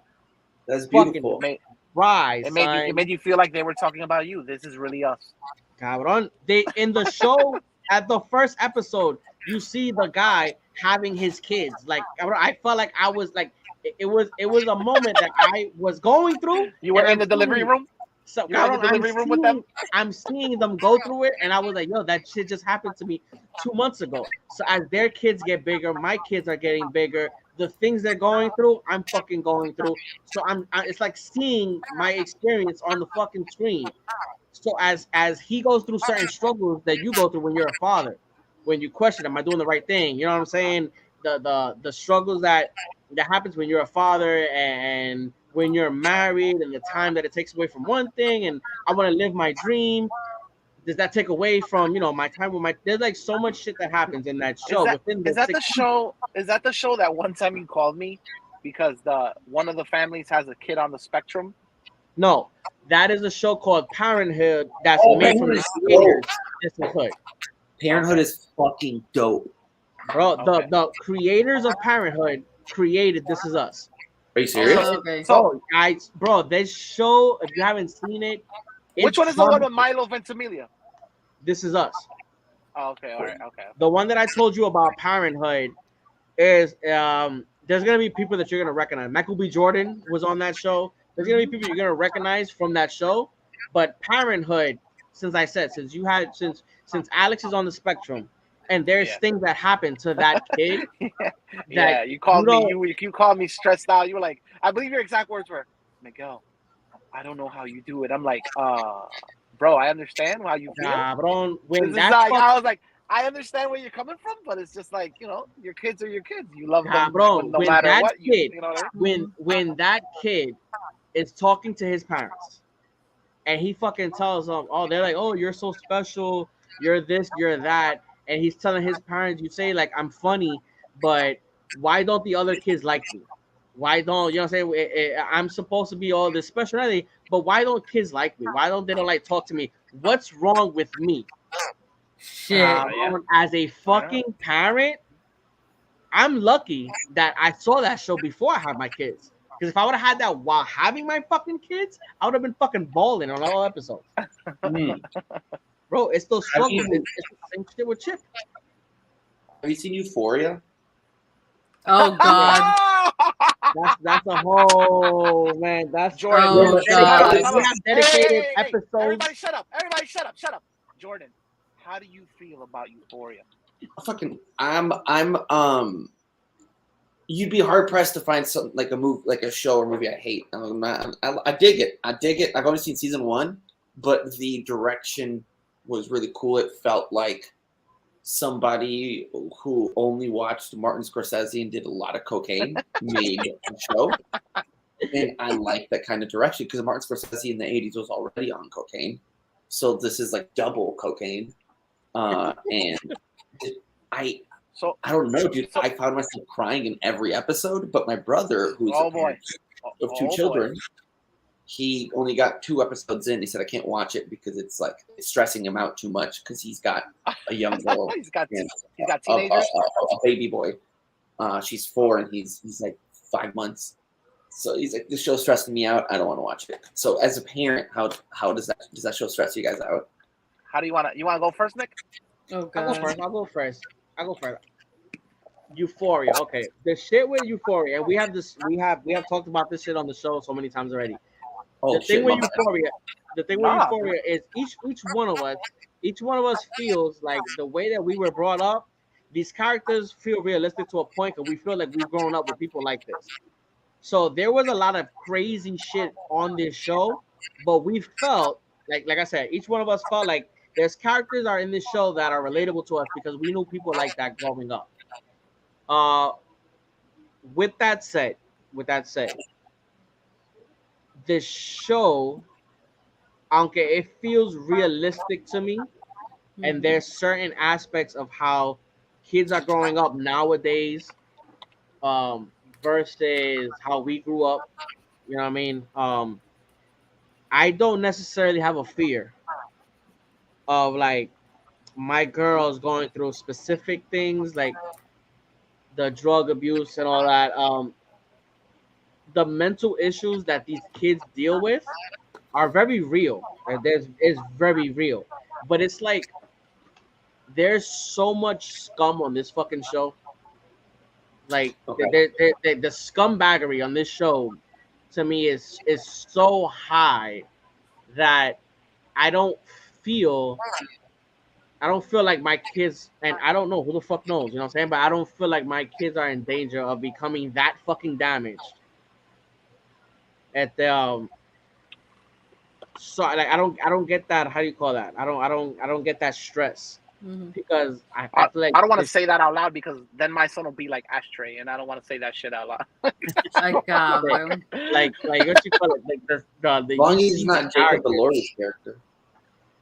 Like I said, like again, I Jacob's character, I like his character, and I like how you can see the process. You can see how he became how he is. He's a He doesn't know that. He's a scumbag. He's a piece of shit, but you get to see the things that factored into how he became who he became. So it's not just this random bully that doesn't fucking like people and he's just an asshole. He is those things, but you see why. You get to see behind the curtain. And a lot of these characters, you get to, you get a different view. You get to see behind the curtain. So you see why they are the way they are. And it's just like I don't feel like that's the norm. You know what I'm saying? There's kids like that, and it's 100% real. Lo que pasa que there's kids like that, pero en esta serie es como que they're all like that. You're saying it feels a little heightened into the show. Exacto. La exageración es que todos ellos son así. Okay, so now that Nick did it, I'm gonna give you my version. I don't know what fucking kids these guys were hanging out with because I wasn't raised around kids like that. I don't know no kids at that. I didn't know any kids at that age like that. Fuck that shit. I went to a good Catholic school, so Ay, perdón. I was a sheltered child. but with that said, I can see this generation, certain kids like running with this show and amplifying their lifestyle because it's kind of projected in a way where, they do show you a lot of consequences, but it does get to a point where it's kind of glorified a little bit. Bro, it's romanticized because it's romanticized because it's very exaggerated with a lot of things. With that said, I am fucking hooked on that show like crack. And if you think season 1 is crazy, Jordan, you better buckle the fuck up, buddy. You better buckle. I saw season 1 in like 4 days, and I was like, I can't take this amount of crying. I need a break. Oh boy! Oh my God! You did not see me then. Thank God you did not see me. Another problem with this show, and it's not so much a problem with the show, is I was watching this show while also watching Succession. So Succession, I was watching Succession, and I was losing interest in watching this show because we were constantly going back and forth talking about Succession and Euphoria. I did it backwards. I saw Euphoria and Succession for me at the beginning was a super slow burn. Like it took me a while, but once I got hooked on Succession, I was like, "Holy fucking shit!" The show is a work of fucking art. Yeah, that show was. I just started watching Succession, and we all have schedules. We all have to do it, so it's a limited time that I have to just sit down and watch it. So I was like, Succession or Euphoria. I was like, I'm gonna fucking watch Succession. L to the OG. Say his thing. Singing like a pro. Sorry, I always have to throw that one out there. I like Euphoria, but I feel like when it comes to Euphoria, more than what's actually happening in front of the camera, more than the actual story and everything, I feel like I'm enjoying more the technical aspects of it. I'm enjoying the shots, the color palette. I fucking love that episode where you have like Lexi and fucking Zendaya, and it's like they're like 70s detectives and shit. Oh yeah, did you see amazing. Was that? I fucking love that. I fucking love that episode. Like for me, the technical aspect, how it ended, Miguel hated it how the fucking season 1 ended. But I couldn't stand. I thought it was very. I thought fucking loved that. I thought it was so dope. No. I was so invested, and then it came off like super de-dupe. And there are shots in that series which, for me, they're pretentious for the sake of being pretentious. Like there are some shots that are like they're a little bit too much. But how can a camera shot be pretentious? What happened? How can a camera shot be pretentious? There's shots. Okay, so I don't think. Okay, so I'm not gonna ruin it. No, there's sequences in that series. Like in season 2, you're gonna see a sequence. The dance sequence to me was pretentious, and you're gonna see a sequence in season 2 where these two characters meet each other after a long time, and I was just like, this shit is too much for me. I'm like, I don't give a shit about how you want to present this. I just want to see where this is gonna go. There's no need to focus on them with light effects in their faces like searchlights for a solid 3 minutes. That 3 fucking minutes, I don't need it. That shit felt like old school Kanye. The fucking choir, yo, I'm not even gonna lie, I love the fuck out of that fucking sequence. All right, so Jordan, you have homework because you know this is the after school club. You need to start watching season 2 like right now. Sí, mira, yo me chupé season 1 en ¿cuántos días? ¿1 y medio? Was it? Wow. It was pretty fast. Sí, yo la vi, entonces, o sea, la vi súper rápido, so I could get caught up to watch season 2 with these motherfuckers. And I did. Y después la estaba viendo semana tras semana. A veces se me olvidaba hasta que existía. Pero no por nada malo, es que yo también estaba viendo otras cosas y estaba bien ocupada. I still missed in season 2. Deja eso. So you have to watch the thing is, with me was that I felt like I've seen all of this before in another series. Y como que I love the artsy fartsy. Say it. Skins. Oh, Skins también, yeah. Yeah. Carajo. Pero la única diferencia es que people actually die in Skins. No es como que, oh yeah, I'm gonna make you think that somebody's gonna die, but everything's gonna be fine. Everything's gonna be Disney. Bueno.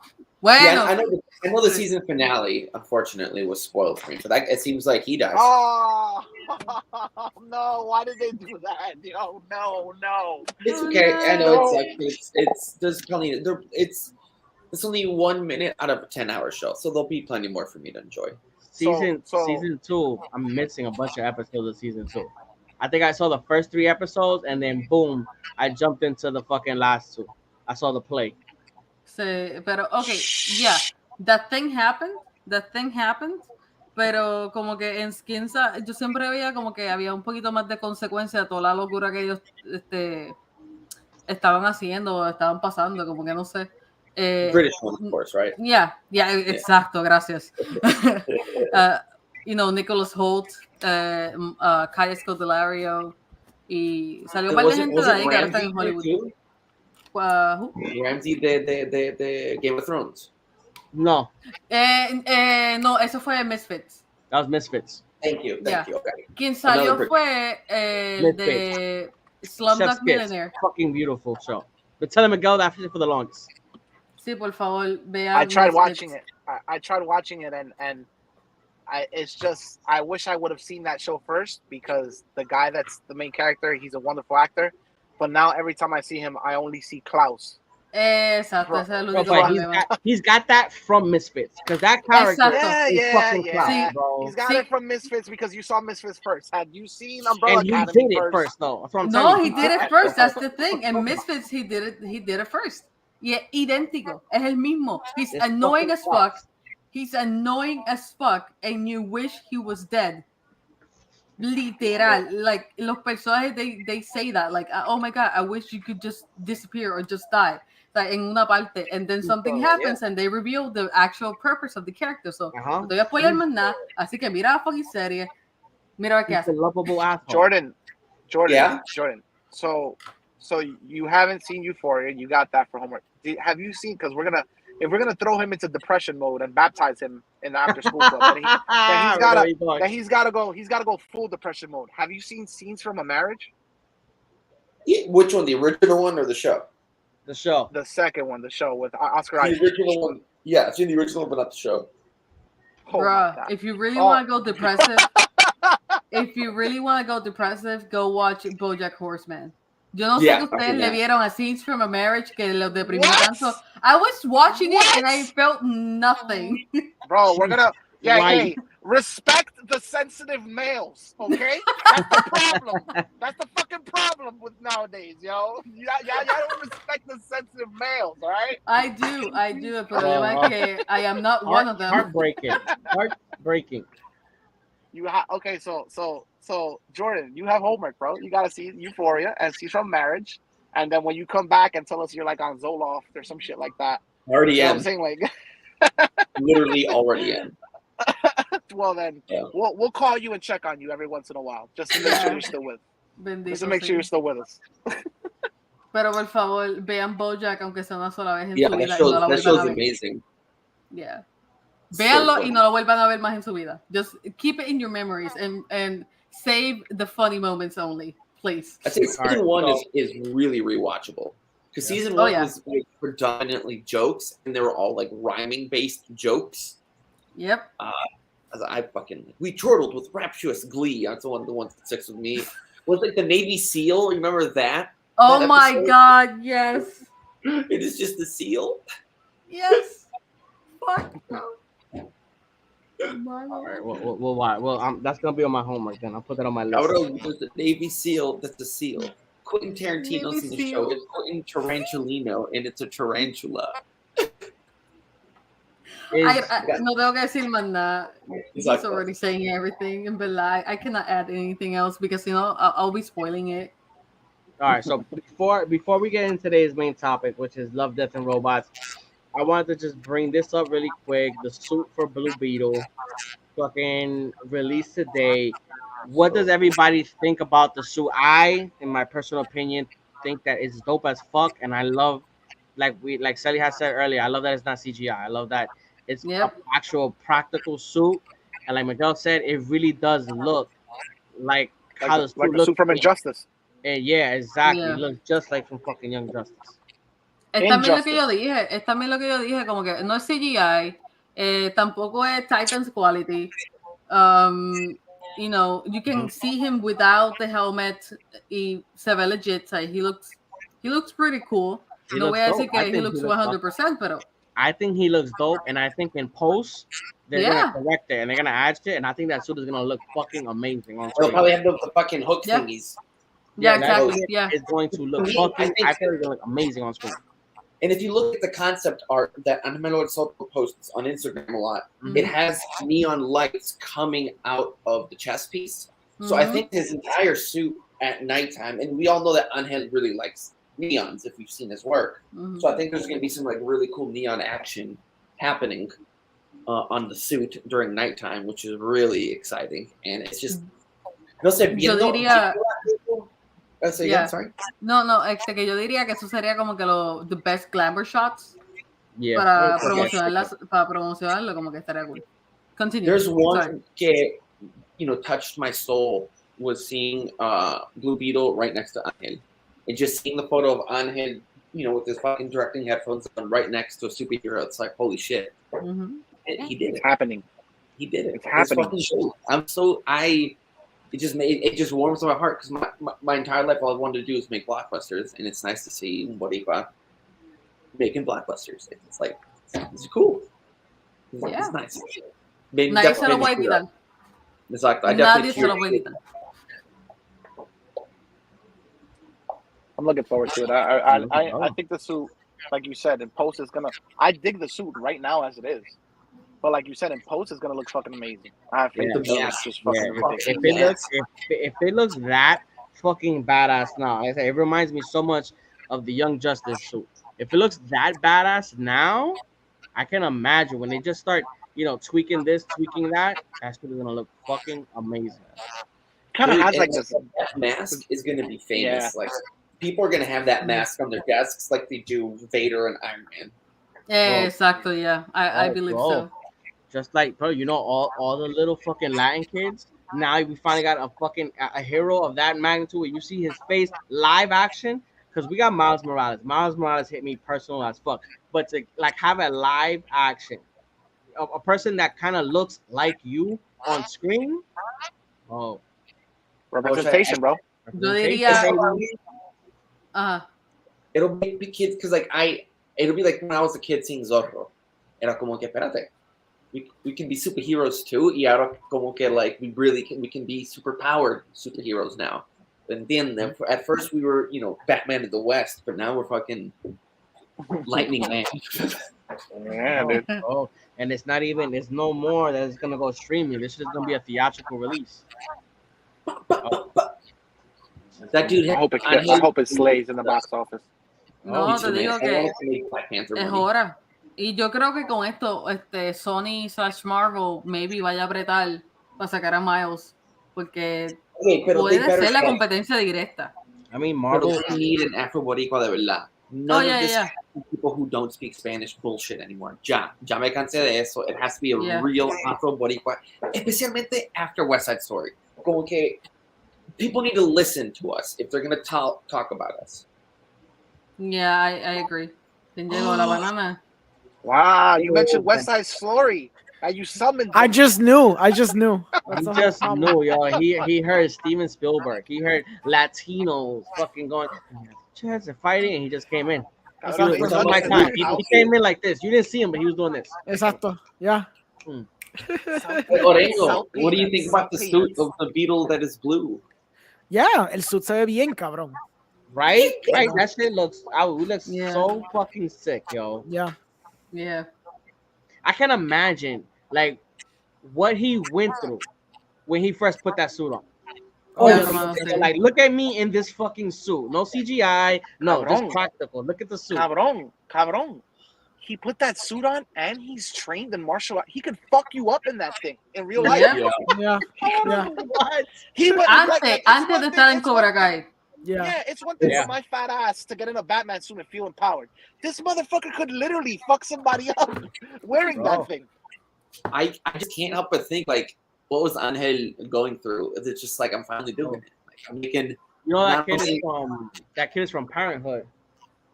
Zolo. Ah, sí. Yeah. Oh God. He full was. circle. You Here we remember? go. You remember the show Parenthood, where the older sister, who's like a lawyer, she adopts 2 Mexican kids. You Solo serious? is the Mexican kid, bro. Yep. Wow. He's the fucking little kid in that show, bro. That's right. Bro. So Parenthood has launched 2 superheroes. Bro, I'm telling you, son. We got Killmonger, and we got money over here, yo. Perdón, you got Killmonger and Human Torch. Don't forget. And we got a leader battle angel, baby. Yeah. Perdón, es verdad. Fucking guy, bro. We'll look back and Parenthood will be like what people study as this was the launching pad for all of the great Bro. scientists. Yeah. It'll be their version of The Wire. Like, whoa. Bro, I'm telling you. Which I'm also telling has Michael B. Jordan. Yeah. And the fucking kid, damn, I don't remember, but the kid, I'm telling you, Miguel, that in the show he's on the Spectrum, he's gonna be doing something, I think, comic related pretty soon too. He's Louise. Matter of What's it fact, called? yeah, The Parenthood? it's called Parenthood, not the Parenthood. That Parenthood is another show. That's the UPN show. Did you guys read the big film news that Orengo was just cast in Oppenheimer? I was casting Oppenheimer. What? Yeah. I don't know. I haven't seen anything. What do you mean? Oh, Because the joke is everyone is casting Oppenheimer. Exacto. Pero wait, what, was am I casting casted? Exacto. So we're gonna Yeah, I was fight in the about to same do day, that right? last Poland's Oh, movie. okay. Greta Gerwig was like, I like you more for this. So tú eres el Puerto Rican Ken en esta situación. Cabrón, there we go. El Puerto Rican Ken, that's it. Perfect. Yeah. I'll awesome. drive in like, I don't know, a Toyota Corolla. Sí, obligado. Una Mitsubishi Lancer, cabrón. Yes. Perfect. So all right. So before we go ahead, I forgot. Me and Orengo got to see Bob's Burger. Orengo got to see Top Gun, right? Yes, sir. Okay. So I was talking with Hector today and shit. And we was talking about. I'm reading a lot of reviews, and we were all baffled about Hector? the standing ovation. Hector from? What? Hector from? Hector Lavoe. Oh, Hector. Fucking guy, bro. Plug Hector- the guy. Like, you're acting like Hector is Es verdad. your name, I'm bro. sorry. Jesus Hector Christ. reviews. Es verdad. He has a page on Instagram where he reviews movies. He's going to be on Cine Nerds this Friday. Nice. We all were able to see Bob's Burger. He was also able to see Top Gun. But then we saw Top Gun 2. And I was asking him about that whole standing ovation because I was like, it has to be that from like a technical standpoint. We're talking Way to about undersell all it. these different shots and everything. Yeah. And he said it's really fucking good. No, Yeah. you see, that's the problem with you. You undersell shit. No, it was just a standing ovation. No, motherfucker. It was a 5-minute standing ovation at the Cannes Film Festival where American fighter jets flew over the fucking this motherfucker got a superhero ovation. He got a Tony Stark Pero standing wait, ovation. so I want to contextualize this because in Cannes es de costumbre que películas do get standing ovations. Ahora, it's almost become exacto, it always becomes like a meme of sorts when they get standing ovations. Pero para que tengas contexto, ¿cuál fue la película? There was another, I think the Cronenberg movie got like either a 9-minute or a 13-minute standing ovation. So, es de costumbre que did they get fighter jets to fly over them? That is my question to you. No, but the problem is sí, but they have applauded to Hollywood shit before. Esto no es, te digo, like, no es algo como que uncommon. Tiene que ser una película bien fucking mala para que they don't give a standing ovation. Orengo, you're gonna tell me that a film of the quality of fucking the subject matter of that's like Fast and the Furious got a fucking 3-minute standing ovation. I can't. It did. That's what I'm saying. Yes. 3 minutes? Premiered at Cannes and got a standing ovation. It got a standing ovation, 2 minutes, bro. That's 2 minutes too long. Está bien, okay, pero lo que te quiero decir. Sorry, 3 hours too short. Yeah, también. Pero es que ese es el chiste, though, en Cannes. Está esa costumbre. Again, it's almost become a meme of itself, donde people just give standing ovations. It's nothing como que... Lo que pasa es que la gente que no está muy pendiente a eso, dice como que, diablo, if it got like a 5-minute standing ovation, it must be like a fucking masterpiece. Como que, well, it's good, because I saw it's good, pero es esta cosa de que Google for granas. It's good, but the problem is eso, que simplemente it's commonplace que hayan estos standing ovations de parte de Karen. All right, so with that said, then, Orengo, how did you feel about the film? Okay, la película está buena. Los sequences están como que very gripping. If you can, I know it's hard, but if you can see it in IMAX, do yourself a favor and see it in IMAX. Si no puedes, pues try to find like a CXC por lo menos o algo. Whatever. I know, pero nada. Pero vete a Cabo Rojo, por lo menos verlo ahí en la del Excelsior, porque yo creo que la van a tirar para allá. Pues. For sure. Like, si me la pagan. Oh, for sure. Fair enough. CELY is very hyped for this movie, bro. Okay. Yeah, we discussed this early in the episode. Okay. Got you. Yo vi la original en preparación para esta. Viéndola back to back, it's a little jarring porque, and I don't know if it's been said or not, pero this movie, it's a rethread de la primera. Bastante. It threads along the same themes y más o menos la misma estructura de la primera. It does kind of. It feels more than Tron. I would argue this movie feels like The Force Awakens. In the sense de que estás rewatching la película, but kind of with upgraded visuals to a certain degree. Entonces, todo está más refinado porque obviamente tiene la tecnología mucho más avanzada. Puedes poner la cámara en diferentes ángulos que antes era mucho más difícil para Tony Scott to do. Los performances están chéveres. O sea, Miles Teller está doable para el personaje que era. I don't want to spoil what he is. Tom Cruise también. I thought that was already known. Oh, well, I don't know if it's known. Yo nunca vi un trailer, so yo como que le... I think in the trailer, I think he says in the trailer, my father trusted you. Pues okay, pues fine. Pues ya se sabe quién es. He says it. Sí, yo lo noté rápido because he had the little mustache. Yo dije, oh, this is Goose's kid. Okay, it's Goose's kid. Cool. Pues, la película plays it safe en el sentido de que when you're expecting que they're gonna throw you a little curveball, they don't. And it was a little bit sad que no hicieron eso. Pero I cannot deny que para lo que son blockbusters más originales, como lo que está proponiendo Michael Bay, lo que están proponiendo toda esa gente, en verdad it's a great spectacle. Like, yo viendo esta película, I'm like, god damn, los action set pieces están bien logrados, el aspecto visual, con tener las escenas en el cockpit, like, there's a visceral sense de que estás viendo estas tomas, you're like, god damn, it really feels very authentic. Like, yo sé que hay mucho CGI probablemente, pero si lo hay, it's very hard to perceive where the CGI is because it really feels very tactical and practical. Nice. So yeah, definitivamente. Por eso digo que debería verlo para verlo en una pantalla grande. Eso sí, they did la misma secuencia al principio que hizo la original con que el montaje ese de los créditos, que están todo el mundo preparándose con los aviones para despegar y mierda. Okay. I won't deny, me gusta más la original, porque no es por nada, voy a tirar el Génesis, es que grabar en film es otra cosa. El aspecto digital aquí falló. Cuando hicieron el montaje, que están haciendo homenaje a la primera, yo digo, coño, pero esos amarillos bien cabrones que sacó Tony Scott en la original, estaban cabrones, porque le daba, exacto. It was, you know, it was a nice feel. Aquí era bien digital. Era como que they were homaging very well, pero todo estaba bien calibrado, estaba con los colores apropiados. Era como que, fuck, aquí le falta un poquito de style. Y no lo tenía. It just missed a little bit there. Is there anything that says like for Tony or something like that in the movie? Oh yeah, for sure at the end. No te la quería chotear, pero ya, obviamente le dan el dedicated to Tony, of course. Oh, so that's what the standing ovation was. Obligado, it could have been. No, pero it's not a bad movie.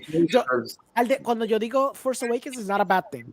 Te lo digo por el sentido de que la trama va a ser similar en muchos aspectos a la original. Solamente que they're gonna do what they do like in The Force Awakens, where they sometimes it feels like a sequel. Y en esta, pues, hay momentos específicos que obviamente it's gonna be an evolution del personaje de Maverick y lo que pasa con el hijo de Goose. Pero en otro momento, it's following the same structure que Top Gun la primera. Pero either way, really good blockbuster. I mean, you know, nosotros nos quejamos de que no hay cosas originales. No es que Top Gun es cosa original, pero es un blockbuster más original de lo que es un Marvel film, ¿me entiendes? So, okay, know, yeah, that's fair. Yeah, and really good practical effects, which we don't usually. Yeah. Estamos hablando de Top Gun, Maverick, la nueva que va a salir mañana. Do I need to see the first one to see the second one? Tomorrow. It has, sí, yo diría que es la primera, yo le iba a dar pichón, pero dije, dame break. Viendo la segunda, yes, you need to see the first one, porque para el character arc de Tom Cruise, y para tú entender por lo menos el dolor, claro, te dan un recap en la segunda para que tengas el contexto de por qué Tom Cruise está tristongo en la película. Pero it helps watching the first one, because when you see la amistad que tuvieron los dos en la primera, solidifica un poquito, le da más impacto emocional a la segunda, for sure. Especialmente cuando tú bregas con Iceman. Y todo lo de Iceman, tú tienes que tener mucha carga de la primera para que la segunda, con lo de Iceman, te afecte. Si no, you're gonna be like, wait, Val Kilmer's there, cool. Val Kilmer's in this movie? Spoilers, yes. Pero estaba en los créditos, so yeah. The way that they handle him was interesting. I'll say that. Because he can't talk. No quiero decir mucho más, porque pues en la película mañana. I thought he was fucked up, like. Yes, no, he is. He's fucked up. En el documental de Val Kilmer, quien lo narra, el hijo. Pero they do something clever con la limitación que él tiene de la voz. Claro, su performance, su ojo y su cara venden bastante. Pero, I mean, he's a fucking great actor, dude. I think my favorite performance is Tombstone. His performance in that movie is mind-boggling. Yeah. Within that movie, like I said, Miles Teller is playing Goose's son. Do they say within the movie that he has no relationship with him? Is it that he doesn't meet him until he's older? Like he wasn't there during his whole childhood. Like he doesn't know Miles Teller at all. Él tiene un checkered past con el hijo. Y la película te explica cuál es el checkered past.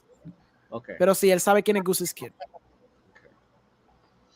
All right, so yeah, let's not get too spoilery into it. It comes out tomorrow. You can see it in theaters. Me and Orengo also were able to go see Bob's Burger today. Cuéntame, por CELY, favor. corre a verla, corre. The movie. I was watching Bob's Burger, and I felt like I told Orengo, I felt like there's things going over my head. That because I haven't seen the series, I might not be understanding. I might not be getting. There is characters that I was like, I don't know if this character is in the show. Yeah. And like, you know what I'm saying? It's they say. Porque salió Marshmallow or something. Sale el obviamente el que siempre lo está jodiendo el restaurante. Mr. Fisher. Fisher obviamente sale y el health inspector sale el Hugo sale algunos amiguitos de obviamente de Luis y todo eso. Sale obviamente Jimmy Pesto Jr. Perdóname, sale también el otro, Zeke. Y that's kind of it. And there's things. Sí, porque al otro, pero al que hace Jimmy Pesto como tal, a él lo banearon. Exacto, él sale visualmente, but he never utters a line. They don't need him to utter a line. Para este plot, they don't need him. No. There's things that happen in the movie that I felt like. So people who are friends of the show, there's moments that are gonna carry a lot of weight. Yes. But since this is my introduction into the show, I was like, okay, that's a nice scene. But I'm watching it and I'm like, because they talk specifically about where the young child gets her bunny ears hat. Yeah. And they show why she got it. CELY, te estoy diciendo, tienes que verla. They Sí, show, porque they show I know why there's a scene. I know there's a scene when Luis is a baby en el show. Yeah. Y ella ya tiene los bunny ears. Oh my God. Yeah, they show why she got it, like what's the el story contexto y todo eso. behind it. Yep. Like I don't want to get into it, but No. watching it, I'm like, yeah, it's a very cool introduction. I didn't know that they sang. Yeah. So when they started singing, I'm like, what the fuck? Is this a musical? Like, So good. There's other things that I'm getting caught by surprise here. Yeah. But that specific, I was like, wow. I bet that if I was a fan of this show from beginning, that scene would have hit so much more harder. Yeah. Fuck yeah. Sí. Es que Bob's Burgers es un gem, de verdad. Mm-hmm. It's a good show. I can tell how it's the type of show that the comedy style is not for everybody. From the back, like a lot of these cartoons that are like that are geared towards not only kids but adults, and some of the jokes can be a little dry at times. Yeah. But yeah, I enjoyed myself watching it. There was a lot of fucking scenes that are funny. Yo, in that fucking movie, Happy was sitting in front of us. Cabrón meándose. Fucking dying. He was smacking the chair and he was fucking dying watching this movie, yo. Yep, bien cabrón. Es que, mano, el primer episodio es simplemente how they're trying to frame them because the burgers are made with human meat. Sí. Like, ¿qué te dice el resto del show, mano? Está cabrón. Es excelente. This fucking like again, like I really wish that I had this. The movie made me wish that I had seen the show prior. Yeah. Because the relationship this fucking guy has with the burgers, Oh, the way his two kids interact and shit. Like there was so many things that I was like, shit, yo. I wish if I would have seen this show before, I would have had such a higher appreciation for the things that were happening. Okay. Does he start talking to the burgers? He starts talking to the burger at the beginning. Of course, obligado. At the beginning, he's talking about the burger, and then he talks to his wife, and like you hear the burger talking. I'm like, do fucking burgers talk in this show? No, and then era he goes él. down, and then he goes down. Exactly, he goes down, and you see him moving his lips and then opening the bun. And shit like that. Yeah. Sí, bueno, es que es un trip, por favor, véanla. O sea, yo no la he visto todavía. Ustedes me están contando esto y de verdad que lo único que puedo decir es que la vean. Es un treat. Eso sí, es como lo mismo que hicieron con The Simpsons, que eso se sentía que it's a long ass episode. Esto es lo mismo. Esto es un long ass episode que por lo menos I'm thankful que Lex le gustó y I'm thankful que hubo gente que estoy seguro que no hicieron mucho del show y le gustó.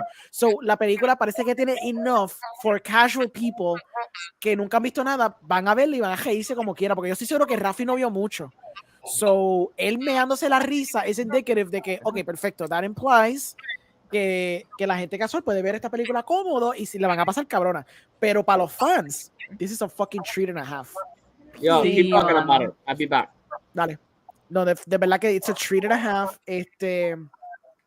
Cada uno tiene su pequeño arco que tienen que overcome. Obviamente está el existential dread de Bob, de que pues la tiene se va por el carajo. So, obviamente tienes como que el mismo nihilism que me encanta mucho el show, porque el show, como CELY sabe, it talks a lot about the nihilism y básicamente la clase media baja de Estados Unidos. Y cómo eso se refleja de una forma comedic. Y lo cool de Bob's Burgers es que siempre es un show donde it's wholesome, pero at the same time very cynical. So, ellos nunca ganan nada. They always win, pero son unos the smallest fucking victories del planeta Tierra. Es como que nunca van a ganar la lotería, pero se va a encontrar 20 pesos en el piso, porque la ironía de la vida va a ser así con Bob's Burgers.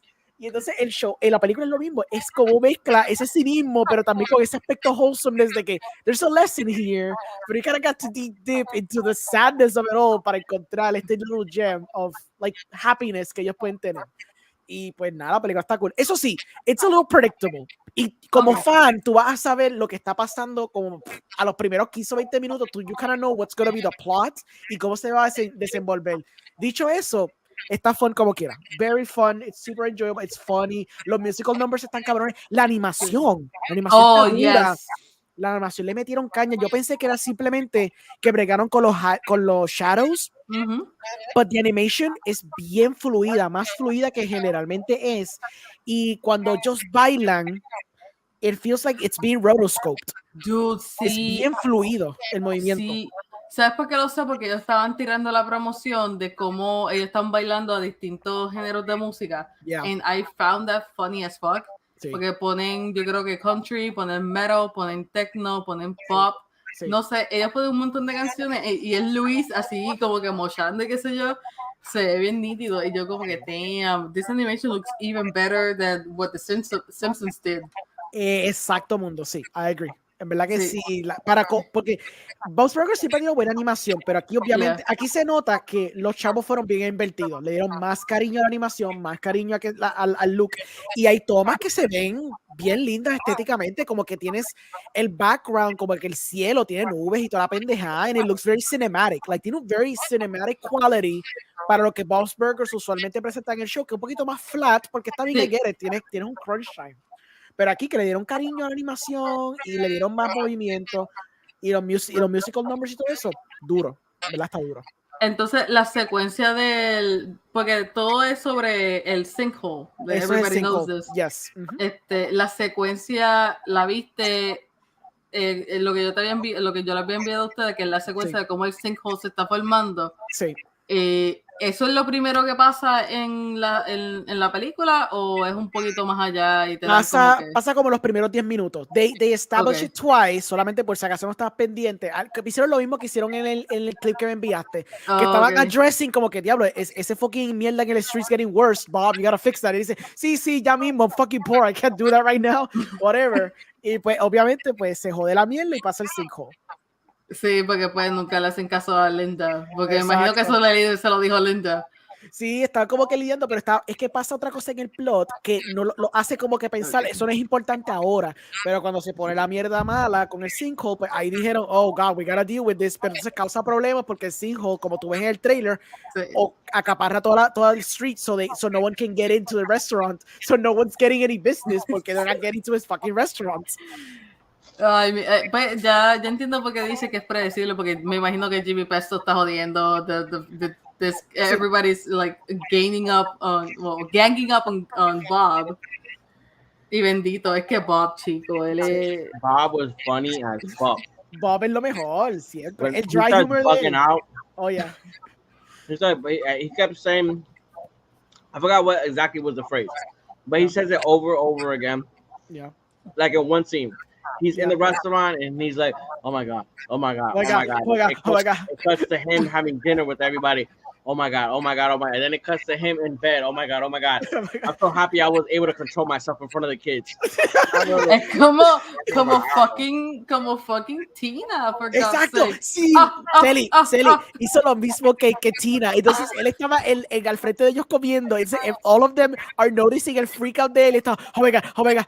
Entonces, él está en la cama y entonces él dice, oh my God, oh Linda, I'm so happy I could control it in front of my kids. Yeah, you did, of course. Laughing my ass off for that part. It's generally it was funny. I found myself laughing my ass off at times. Yeah, oh my God. It's cosa cabrón.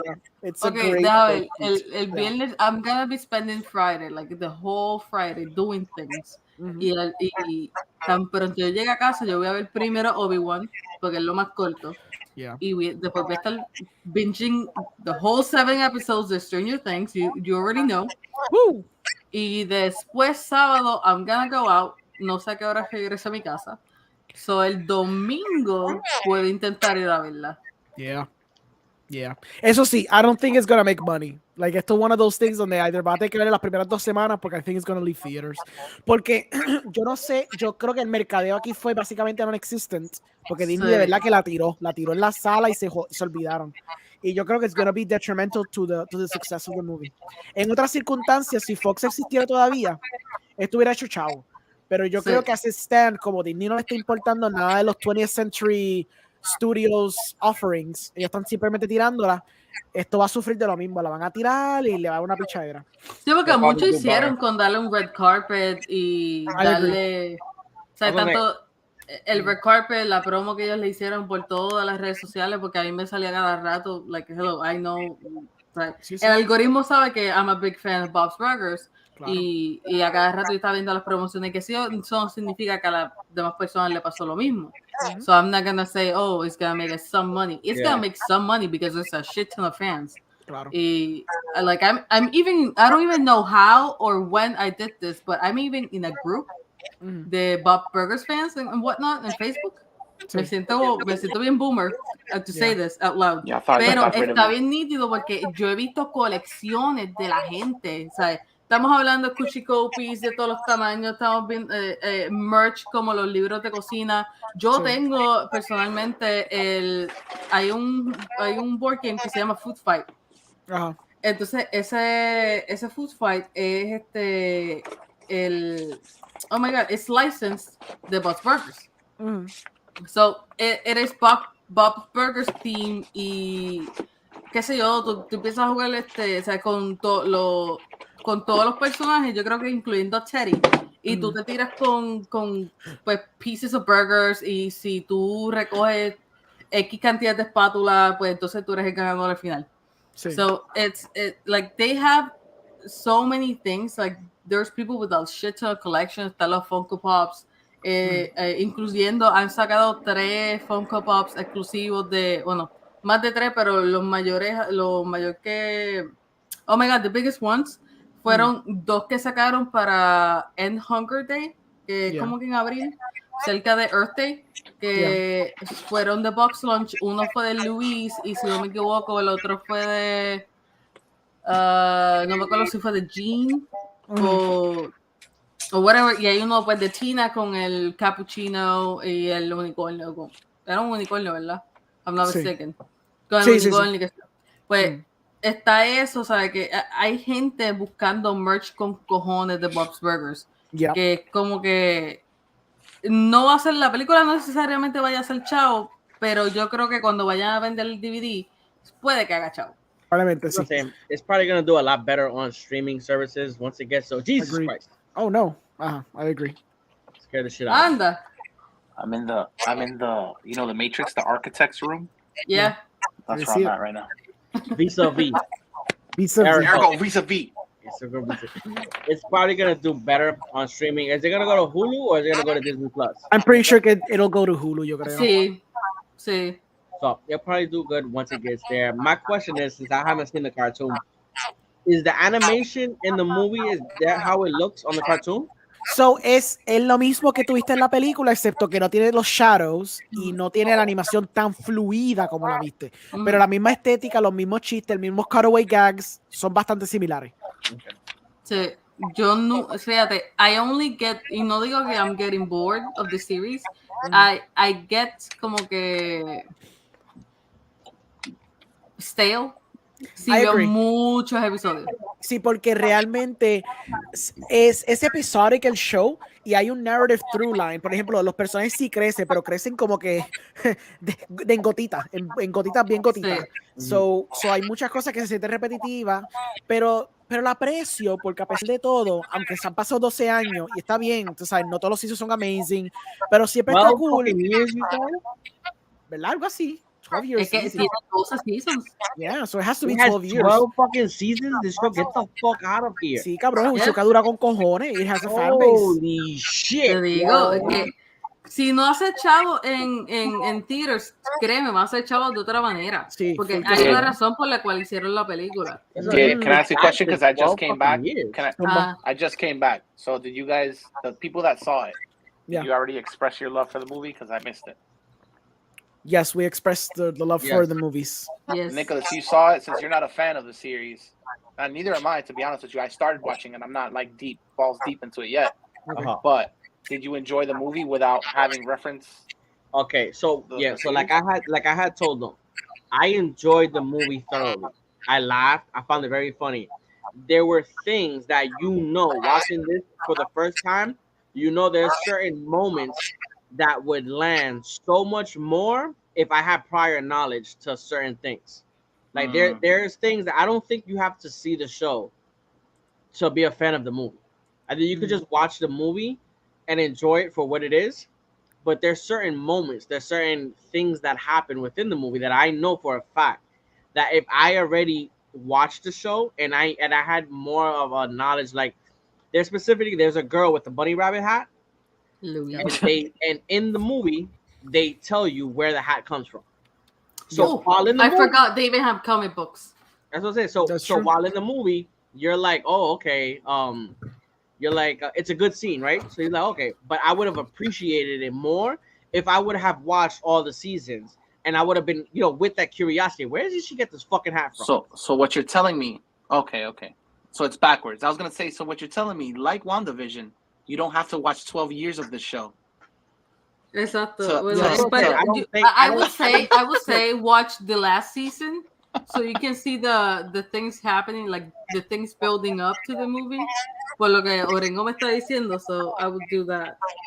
That's what I'm saying. I don't think you have to watch it to become a fan. I mean, to understand the movie and enjoy the movie. But with that said, if you did watch it, if you are a fan of the show, the movie, I don't see how there's a way you don't like the movie if you're a fan of the show. Like I feel like it just adds to the lore of the whole show. There's a lot of funny moments. There was characters that, like I said, when I talked to Orengo, there's a character in here that I didn't know if that character existed in the show because of certain things that he does and how this character ends up at the end. I was like, is this fucking guy in the show? I was like, wow, they gave a character from a show kind of a finality in a movie, and I was like, get the fuck out of here. And then he told me, no, this person was added. So if you're a person that watches the show, once you see this character, you're like, wait a minute, I don't know this character. This character is new, and you're gonna be able to like figure it out pretty fast.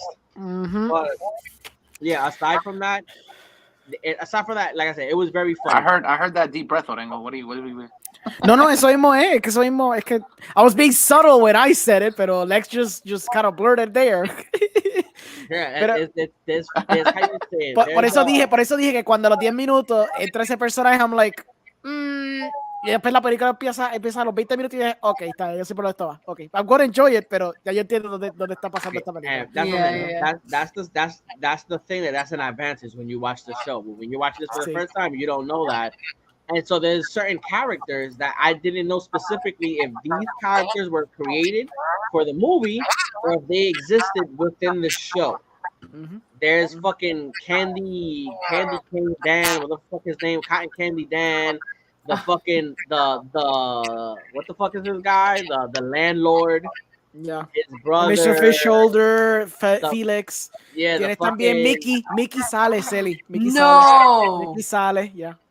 You see what I'm saying? There's people that's like, I don't know who the fuck these people are. I'm enjoying it.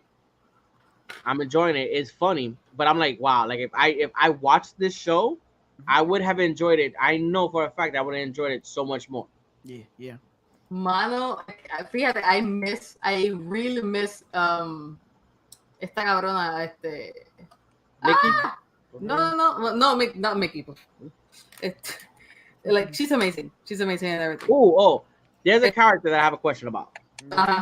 All right, so the landlord. I miss Marshall and old buff friends.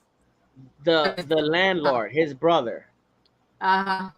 His brother is dating a girl that apparently is mentioned that she's like a mass murderer or some shit. I forgot her name. Carajo. She's in the show, or was she created for the movie? No, she's in the show. I forgot her name. I think it's Cherry o algo así. No me acuerdo el nombre de ella. Fuck. Some shit. She was like ella sale. She was like dating this guy, and you literally only see her on a on the phone call. Yeah, they're like FaceTiming, so you only see her there, and that's just another thing that like I'm wondering if this character is somebody. Yeah. I'm wondering in this series because all the kids know her. They're like, "Oh, you're dating her again?" And I'm like, "What the fuck?" Yeah. He has mentioned. I know that he has mentioned somebody. Is CELY breaking up? CELY's breaking up. Yeah. Oh, Está yendo un poquito. It's Cartoon Network. Oh, Is it Cartoon Network? It's Cartoon Network interfering with the line. It's the movie's funny. I had a good time. I've never watched the show. Again. So with now watching the movie, because we have two different perspectives. Like Orengo's been a fan of this thing for a while, 12 years apparently. Yes. And you have not seen a single lick. With that coming into this movie, would you give the show a shot? I'm interested now in seeing the show. Yeah, I'm interested. The jokes that I put. I'm interested in the world of the show and all these other characters that everybody was mentioning. Like, I would give the show a shot now. I'm a lot more interested in the show now that I've seen it compared to how I was right before. Okay. I've seen like maybe the first 5 episodes, and some episodes are funny, like hilarious, and some episodes like they just totally miss with me. Okay. Or whatever. Like some of the episodes are like, eh.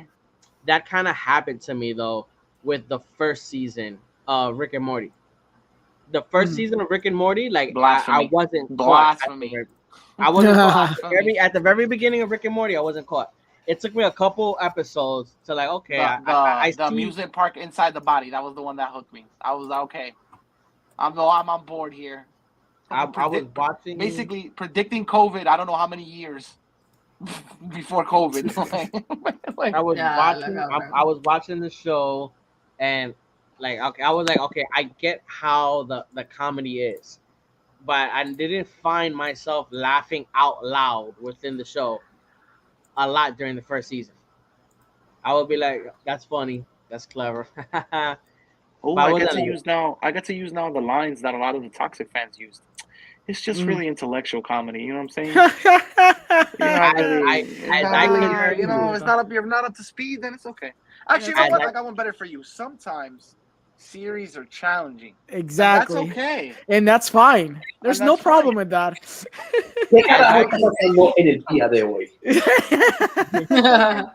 As I continue to watch Rick and Morty, that's when I really became a fan of it. But the first season didn't catch me as much. As it continued, I was like, this show is fucking funny. So that might happen to me with Bob's Burger. I might watch it now.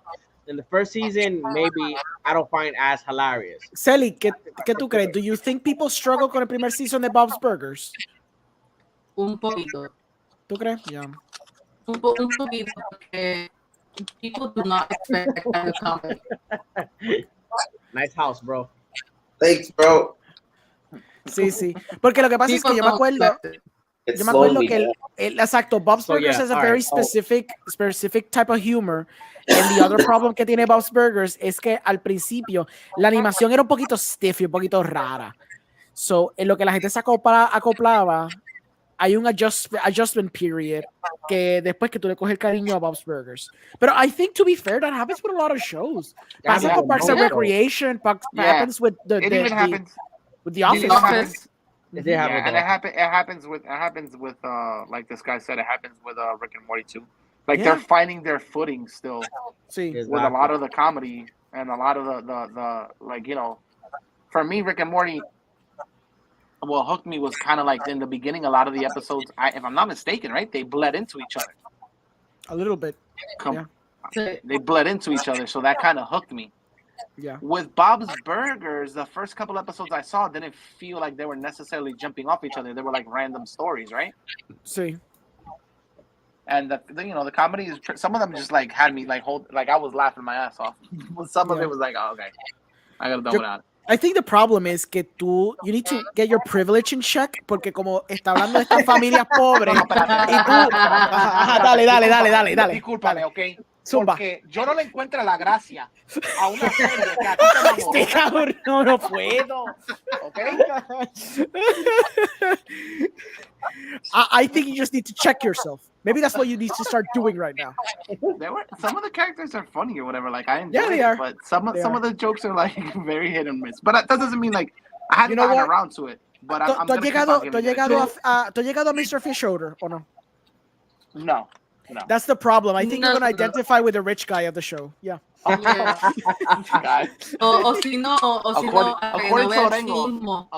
to Orengo, I'm broadcasting from my yacht right now, and I just don't want to give away my position. I mean, No, mira. Are the voice no. actors from the movie the voice actors from the show? All the yes, sir. characters? All the characters. Oh, yes. That was like, I yes. got Kevin Kline with the quickness. I was like, yo, this fucking sounds like Kevin Kline. I was like, damn, he's on this fucking show? Yes, he's There's so way good. more. There's He's way so more good. than that Yeah, on that show. A lot of guest appearances, right? yeah. I was laughing my ass off. I forgot his name, but the character that's like I guess Bob's #1 fan, his fucking best friend. He's always at the fucking burger Teddy. place. and shit. Fucking Teddy. That motherfucker had me laughing, yo. No, Can pero, you- Miguel. Can you say that? Miguel tiene que. Can I say what? All right, never mind. Go ahead. CELY. Miguel, tú lo que tienes que hacer. Oh God, what the hell? Oh, there you go. back, There you go. She's back. She's back. She's back. She's back. Oh no. What happened? You're back. You're You're back. You lost the. You got so disconnected. You even lost your logo. Cabrón. Me cago en la madre del Liberty. Mira, como a mí carajo me va a juiciar, me cago en la madre del Liberty. It's okay. They didn't hear you. They're like, you don't talk shit about us. No, pero mira, tú lo que tienes que hacer es pegarte a Jean y ya. Gene is the son, right? Yeah, Yes. the son. The one that wants to be like a music producer or something like that. Yes. Siempre. Yeah.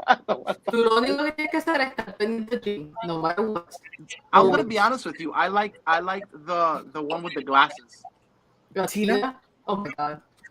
The one with the glass. She made me laugh. Like the episode I remember the most was like she was having like sexual dreams, like mixed. Yo.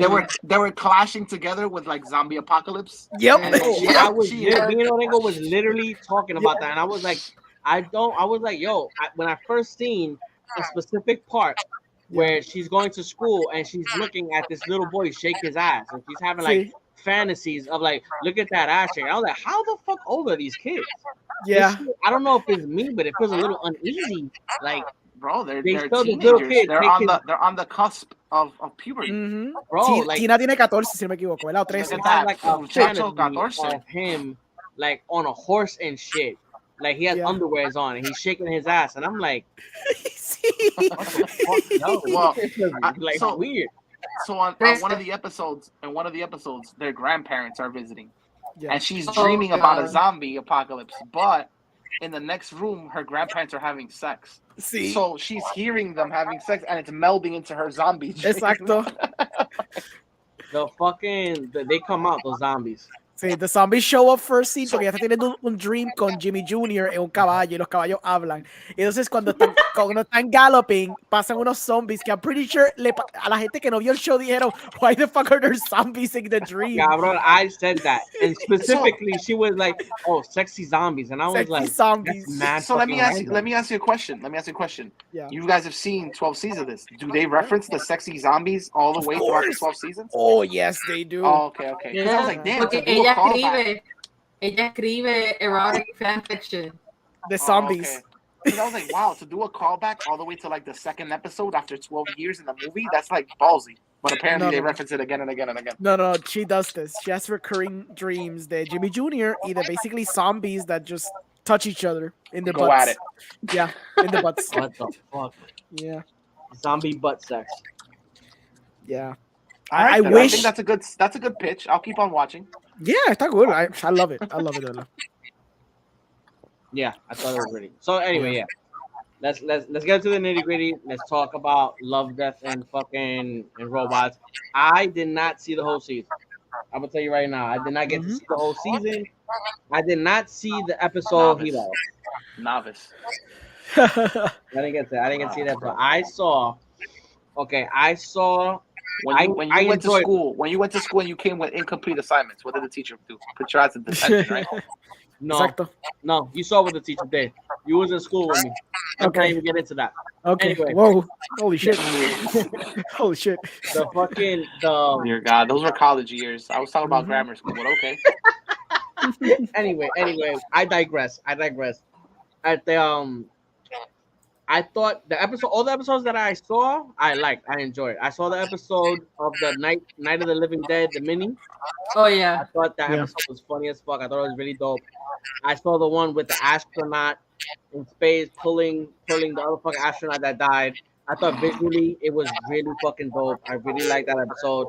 I saw the one that's the fucking guys hunting the fucking cyber bear. Yeah. That shit was crazy. My favorite. That's from the same people that made Vox Machina. I saw the sequel of the robots one, which was funny. But for me, the standout was the Fincher one with the pirates. The Fincher one. It was, again, I'm missing like half the season. But that for me is the episode to beat. That shit was fucking bananas. Mm-hmm. I dug the story. Visually, it was so much more graphic than I was expecting. Mm-hmm. Like the fucking claw of the crab going to the fucking guy's head. The way they were just throwing the bodies and the way the bodies collapsed, and you would see you would hear the neck crack. The way that the crab was talking through the guy, and you see every time they showed him, he decayed more and more. That episode was fucking bananas to see. That's by far my favorite so far. So your favorite's the pirate one, right? Pirate one. All right, we got one vote for the pirate one. Even though he didn't see the whole season, he's going with the pirate one because that's what we do here. Half-ass it. So, all right. Yeah. I have to half-ass it, but I just want to go first since his body. No, my reasoning is I've been super busy. But anyways, I want to go since my internet is spotty. I like the mini episode, the one with the astronaut, the one with the pirate, and yo vi Jíbaro. Jíbaro no es como que un callback super cabrón a Puerto Rico, so no se emocionen tanto. La animación está bien cabrona. Sí me di cuenta que son la misma gente que hace Vox Machina en el episodio que dijiste, Miguel. Y en lo que dijo Lex. I really dug it, like mucho más que el primer season, porque es que yo vine a ver la serie después de yo ver mucho Adult Swim y lo único que a mí me parecía era que pues vamos a hacer un anthology pero mucho mejor que Of the Air. Of the Air is just a bunch of fucking nonsense de un montón de personas que pues they just splurge their animated shorts in just one episode, y por lo menos aquí pues un anthology. Por lo menos le dedican a cada skit le dedican un episodio. Pero esta, no sé, Season 3 fue como que it really blew my mind de los temas que estaban tocando, lo funny que era el de los minis, how everything became zombified and whatnot. Yo lo encontré mucho más clever, mucho más entretenido que los primeros dos. Obviamente no lo he visto entero. El de Jíbaro, pues obviamente lo que todo el mundo está hablando, yo traté de buscar información porque me estuvo interesante que everybody was blowing a cap over it. Entiendo por qué, pero también me molestaba que muchos de los artículos que yo estaba leyendo es que estaban dando más referencia a Centroamérica que a Puerto Rico. Y era como que, si tú vas a decir que tiene que ver con Puerto Rico, no me metas a Centroamérica. Porque yo sepa, ok, sí, los taínos no solamente estaban en Puerto Rico, pero no me mencioné Puerto Rico y mencioné Centroamérica, porque yo no estoy al lado de Honduras, yo no estoy al lado de El Salvador, yo no estoy al lado de Panamá, ni nada de eso. Como que, no sé, como que yo diría que la recepción que tuvo la gente, como que I think it was a little bit blown out of proportion, pero el episodio está hermoso. Entiendo que fue el mismo escritor y no fue el mismo director, ¿verdad? De The Witness. ¿Cómo? Fue el mismo director from sí, The Witness from en la misma The Witness era la muchacha, ¿verdad? Ajá, exacto. Sí, esa es la misma estudio, el mismo director. Sí. Ok, sí, yo había visto que era como que la misma persona que lo escribió también. Yeah. Ok, perfect. So, yo digo que está súper clever. Me gustó que usaran pues una leyenda, porque no sé, a mí me encanta cuando cogen leyendas y las ponen en otros medios que no solamente son cuentos. I really like that. Con eso yo crecí, ¿sabes? Con historias así en la escuela, ¿sabes? Cuando hacían obras de teatro siempre cogían muchos temas de leyenda por acá en el oeste, yo no sé por qué, pero eso pasaba. Por lo menos en mi escuela eso pasaba, cogían un montón de leyendas y las ponían en una obra. No sé, I really dug it, más que nada. A mí me regalaron un NFT. Si no saben, ustedes pueden conseguir NFT con esta serie. Okay. Yeah. A mí me regalaron uno, yo pues, ¿qué voy a hacer con él? No creo que cueste nada, no creo que lo vayan a comprar, no creo que yo vaya a hacer algo con esto, pero chévere. You can mint it. I know I can mint it, I am You can minting mint it. Yeah. I am minting it, pero como que no pienso hacer nada con él porque yo también entiendo que, pues, no quiero que me empiecen a linchar porque tengo un NFT, ¿entiendes? Pero la iniciativa está cool. Supongo que la gente que es súper fan o bien fibrado, fibrando con esta serie, pues lo van a disfrutar, pero la serie está bien hecha. O sea, tengo que decir que le metieron un budget cabrón. Lamentablemente Netflix se están shooting themselves in the foot if they're gonna cut down the budget para animations. De verdad que están tomando la peor decisión en lo que lleva Netflix de existencia. Sí. Porque shows como aunque casi nadie vio Cuphead, pero shows como Disenchantment, y muchos más otros, bueno, Big Mouth, que también es súper popular, entiendo que van a sufrir un montón por esta estúpida decisión. Y yo creo que también Love, Death and Robots va a sufrir. Again, me gustaría ver que se pusiera hasta mejor, que usaran otras leyendas, que usaran otras historias como la del el Pirate Ship. Esa estaba bien cabrona. So you didn't, now that you say the Legends one, you didn't see the last episode, huh? Hiwaro's not the last one?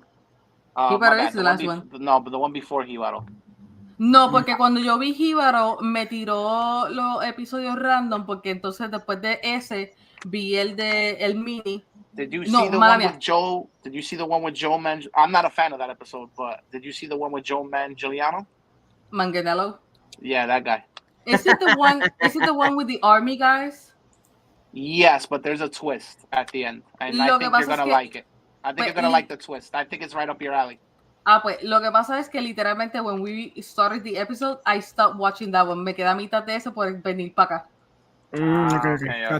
Pero lo estaba viendo, pero porque yo vi Hibaro primero, después me tiró para el del mini, me tiró para el de los astronautas, me tiró para el de los pirates y entonces llegó al de Joe Manganiello.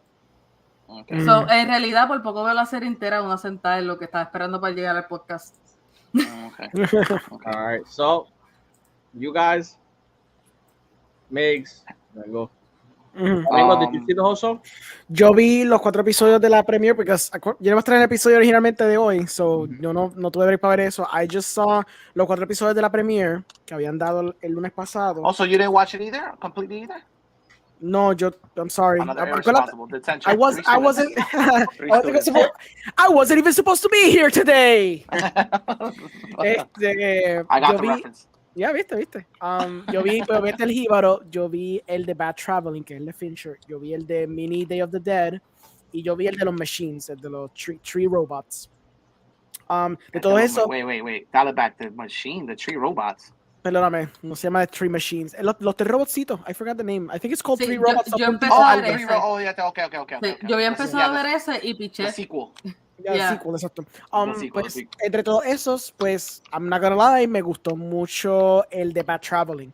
Porque el aspecto del juego moral que hay en todo el episodio es pretty fucking compelling.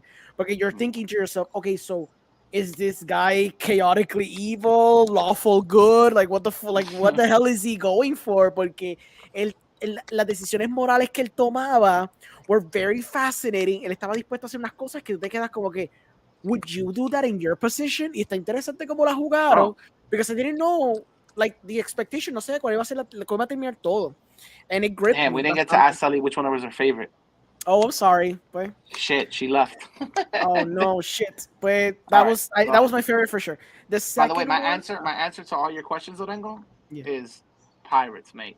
They're all pirates. I get it. There goes your moral ambiguity with the decision making. They're fucking pirates. Pero estaba cool como quiera because you're thinking one thing and then they kind of flip it over its head. It's pretty cool. Yeah.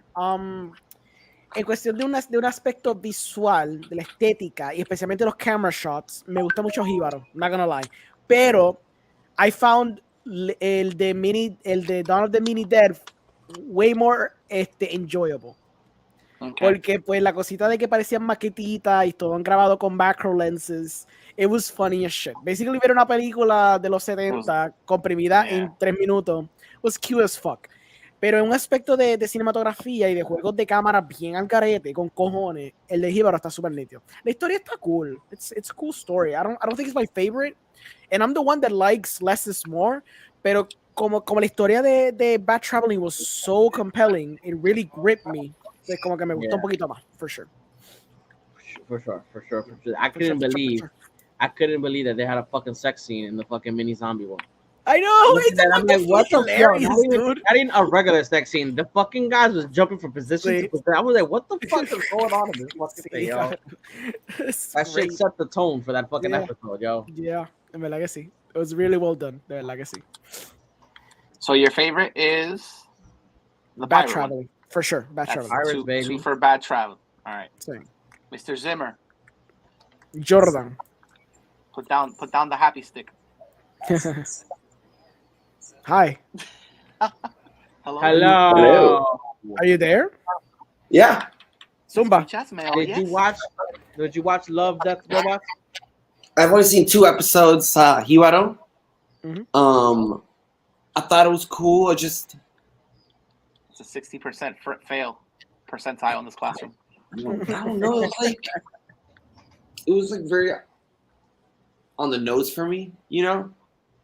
So let's discuss that, because before we get into mine, did you feel it was on the nose or like I couldn't? What CELY was saying about how some people were picking up that this was like a Puerto Rican influence. I was the opposite. I couldn't pinpoint, and I thought that was the point of the thing, is that you can't really pinpoint where the siren is from. So it's basically a story about, how all cultures get what? That's what I mean, is that like within the first, I don't know, like minute, I already knew what the theme of the story was, and then he took 11 minutes. Yeah, I agree. I'm not gonna lie, I was frustrated. I was like cursing. I was cursing this podcast watching that episode. I was like, "What is this?" What was the other episode you saw? And then the Night of the Mini Dead, which was fucking hilarious. Yes. Yeah. I haven't laughed that hard in a minute, especially the ending shot. That shit was fucking hilarious. But yeah, that's all I saw. Okay. So I am the only one responsible here, apparently. And I saw all of them. I saw every single episode. The day it came out. The only one with a lot of time on their hands. No, because you know what? Because as of right now, I'm calling you from my job. So how's that for responsibility? Buddy? What are you doing at your job? Are you just they're currently leaving it? Go ahead, bro. They're currently doing power generator tests in a hospital facility. So my job is to come and power down our PET scanner, wait for them to finish, and then come back and do QC. Put the camera on. Put the camera. I want to see what you're doing. See, he did so ahorita. Yeah. Sitting down doing nothing, bro. Sitting down doing nothing. Yeah, just waiting. Whoa. Yeah, of course. You would say something like that. Waiting. What time is it over there? It's 11:43, sir. Oh, geez, Louise. So not only am I coming in not during the day, I'm calling in at night and doing my job. So like I said, a certain assignment was given out, and I cumplí. You want a cookie? You want a cookie? Give him a gold star. Give him a gold star. You want a little gold star? Hey. All right, I'm very happy. I saw all the episodes. So give him a shining star. You're gonna be.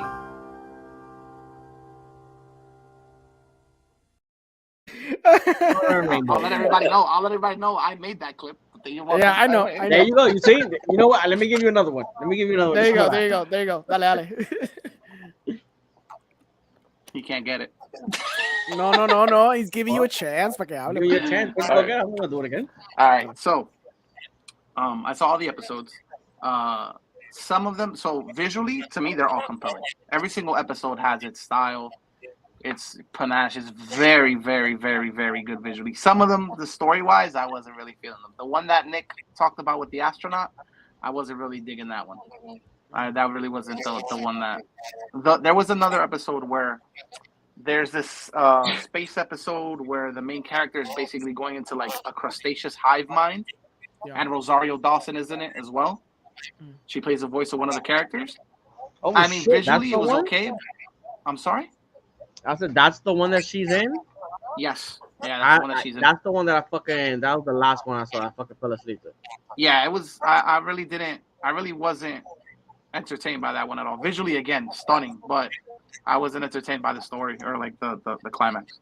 The zombie, I knew that you guys were gonna love the little miniature zombie one. I was like, what? Yeah. I literally told you, I was like, wait till you see that one. I didn't want to give away, like I kept on telling you, watch this episode, but I didn't want to give away the title because the title literally tells you what's gonna happen. You know what I mean? Yeah. It's like a great gotta watch that one. Better, you know? Yeah. There's one which you guys didn't watch, which I enjoyed a lot. It's basically like a battle between a farm owner and its rats. Mm-hmm. And that one I enjoyed a lot as well. It was very, very cool. The bear one started out as murder porn, and then it got better as it went along. It was super funny by the end. It was like entertaining by the end. It was just, you know, the pirate one for me, story wise, that one, like it really blew my socks off. Like you said. It's not my favorite, but it blew my socks off. Now, Hibaro. Hibaro was your favorite. Hibaro was my favorite. I enjoyed it, dude. I really did enjoy it. Visually, it's like, dude, it's fucking entertaining as hell. Like, it's very. I got wrapped up in the whole thing of like you said, some things are simple, but I really thought it was like kind of, you know, one of those metaphorical things of. Is trying to make commentary on basically the creators of this are Spaniards, am I right? Yes. So it was one of those things of like, oh, we come from a race of like conquistadors, which basically came and raped and pillaged a shitload of people and the cultures until basically you had a dry husk, or a lot of places lost their identity because they were conquered by freaking a boatload of people. Mm-hmm. You know what I mean? And it was pretty cool. I really dug Hibaro for some reason. Something about it. Like, I really enjoyed it. It really went out to me. The whole thing where I really couldn't tell what the main character was. You know what I mean? Everybody's like, oh, it's Puerto Rican, it's this and that. CELY said, you know, it's South American. Like, I just thought it was literally a commentary on a whole bunch of cultures that, you know, the foreign invader comes in and rapes, pillages, takes everything, and then just bounces out. Siento que era, como tú dices, un homogenation de cultures. Exacto. para que fuera una metáfora de todo, de simplemente colonizador colonizando, and it's just in a broader sense of the word. La muchacha really doesn't have, like, you can't identify what culture she's from. She looks Asian. Her clothes isn't really, there's a smorgasbord of clothes together. You can't really tell where she's from. Nick apparently thought she was Indian, but I thought she was a dot. Nick, really, dude? Bro, we got 2 people watching. Chill the fuck out. Relax. Guy, bro. All right. Anyway, so you really can't tell the race. You really can't tell the race that she is, or whatever. What's CELY saying? I can't read. Go back. She said conquist. Yeah, the conquistadors. But before that, she said something. Says I would understand if it's just an the whole legend being told in different places as well. Okay, but you really can't. Like, that wasn't like the woods didn't look like Puerto Rico to me. Yeah. It looks very like, you know. So how can I say it? Like No, it's like a lush forest, you know. Yeah, it could be anywhere. That could be South America. Endor. That could be Puerto Rico. That could be Endor. That could be Endor. That could literally be like you know, Caribbean, any Caribbean island that has a freaking forest. Yeah. So I really enjoyed that one. Dude. Honestly, I liked it. I didn't need to be wowed by a whole bunch of stuff, but visually and kind of like what they were trying to say was pretty interesting. The pirate one, I really did like the story, but it's still not my favorite. And the zombie one was like stupid fun. It was really funny. Yeah. The one with the rats would maybe have to be like my 3rd place winner in that whole show. You guys didn't watch the one with the rats? No, it kind of felt like a modern telling of Braveheart. Like with this this little battle between the rats infesting a barn and its owner, and then they start one-upping each other with technology, or at least the owner starts one-upping them with technology, and they start giving back the good fight, and then they learn to respect each other by the end. Okay. This season I think was a whole lot better, dude, than the second one. I feel Right? like this one has more. I feel like this one has way more hits than misses.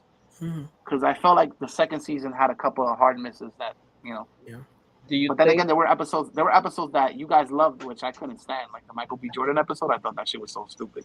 Yeah. I thought it was dope. I liked it. Do you You think guys that loved it. COVID has anything to do with that? With See. what, season 2? Or season Because 3? wasn't this supposed to be like season 2.5? Esto era, sí, yo no lo mencioné Yeah, you're last right. time. Yeah. Sí, que esto fue que se supone que todo lo que vimos en volumen 2 y 3 era technically just volumen 2, pero simplemente because of COVID no todos pudieron sacar sus episodios a tiempo, so Netflix dijo, pues dame lo que tengan, pero they only had 2 years to finish everything, y por eso fue que terminó saliendo season 3 un año después. Yeah. Pero Man, sí, se nota que este le dieron más cariño en cuestión de stories y cuestión de animación, for sure.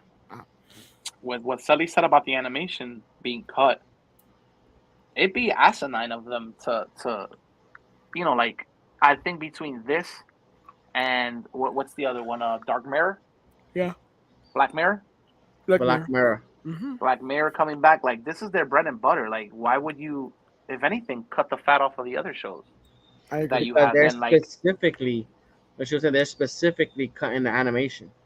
yeah, like diferente estudio. Yeah. Do we really need another season of what's the name of that colonial show? Yeah. Which one is that? I forget the name. It's not Downtown Abbey, because Downtown Abbey is something else. It's I forget. Peaky Blinders? No, what are you, crazy? We totally need another season of PK Blinders. Tú sabes, tú dices The Big One, que tuvo un season 2 los otros días. Yeah. Oh, yeah. Bridgerton? Bridgerton. Do we really need Cabrón. another season of Bridgerton? Yeah, but Bridgerton Yes. are burning panties, baby. You know Cabrón, how many people are watching that show? Bridgerton fue vista por la mitad de los suscriptores de Netflix. La mitad. They don't play De that. todos los suscriptores de They Netflix. burning panties. But again, it's specifically the animation department that they're talking about. Sí, So what they're cutting out is gonna be a lot of animated fucking properties. That would be a very asinine move. I think there's so much fat that they have that they could trim. Like, why take it I away agree. from the animation I department? agree. Honestly. Oh, totally agree with you. And the way you promote it, you're promoting this show like it's a big deal. Mm-hmm. You know what I'm saying? Like, Yeah. they were promoting it like it. So then why if you're putting effort into promoting it, like, why then all of a sudden cut funds to it? Like, what do you expect? Like, they could do all this animation for cheaper? Yeah. I'll tell you one thing that kind of always irks me about Love, Death, and Robots. Some of these episodes are so good, you kind of te queda con la piquiña of like, what if this could be a show? Yeah. Why can't this be a show? Mm-hmm. Some of them are so well done. You're like, shit, I wish I could see. This feels like a pitch for a show, for like a what do you call it? A pilot. Yeah. So why hasn't somebody moved forward on it? But I guess we'll have to see what happens in the coming future. Nick, are you talking? Because you're muted, buddy. You're muted. You're muted, my guy. No, I'm not talking to you guys. I'm talking to my pops. Oh, okay. Oh, okay. Sí, pero hay muchos que se prestan para como que this should be just a show. Y pues obviamente pues, that's not a veces lo que tienen en mente. Porque pues simplemente they have the budget to do this little short para tenerlo en la antología, ¿verdad? So I remember they gave one, was it season 2 or season 1, which it was like this weird, it kind of took place in like farms, but they were like in mech suits. mm-hmm. That one, to me, I was like, I'd watch a season of this shit. Yeah. The way they played it out, I was like, I'd watch a season of these characters interacting, and the voice acting was good. Mm-hmm. The visuals are fun. I'm like, I'd totally watch a season of this. But it feels like, like you said, it's an anthology series. They're one and done. Like since season 1, nothing has like grown into anything else except maybe the robots, the little funny little robots. Sí, the little robots. Eso se presta para un show. Sí. Yeah, totally. Dude, them traveling post-apocalyptic world, where like you get to learn how we met our own demise. Mm-hmm. Dude, I'd watch a season of that. Yeah, en verdad que sí. Yeah. I agree. Should I have Jordan muted? Dale. Hello. All right, so yeah. see what else you have on the timetable. Yeah, so let me look at the list of the fucking topics, and I think we're good. No, Orengo wanted to talk about Thor, yo. Orengo's like, I'm here for Thor, bro. Why? No. We're good. We're good. We're good. No, okay, that's a lie though. Orengo called me after he saw the trailer, crying, saying, "I have seen the face of cinema now." Stop. Why must you do this? Orego said that scene where Russell Crowe blows Chris Hemsworth's clothes off. Majestic. I I believe those were the words. He said, I rarely get the opportunity to use the word majestic. And that, my friend, was majestic. I believe he said majestical as an homage to another Taika Waititi film called Hunt for the Wilder People. It's like that. Majestical. He That's said, true. He said this. That movie's fucking glorious. That is so good, yeah. Cinema, my friends. Mm-hmm. Everything that you ever wanted from a Marvel movie in one shot. Okay, fine. You guys want to do this? Let's talk about like that fucking cinematography, that fucking lighting or lack thereof. But it's so good, the lighting, that it's just flat and boring. Todas las tomas look the same. Todas las tomas se nota que lo grabaron con el mismo lighting setup para todo. Let loose, baby. Go ahead. Keep on. That's it. It's Nick, insane. This is where you cue it. No, tampoco. No, papá. No. It's insane. Yo estoy en ese trailer and I'm like, cabrón, cuando sale jodido casco, es como que fucking casco ese.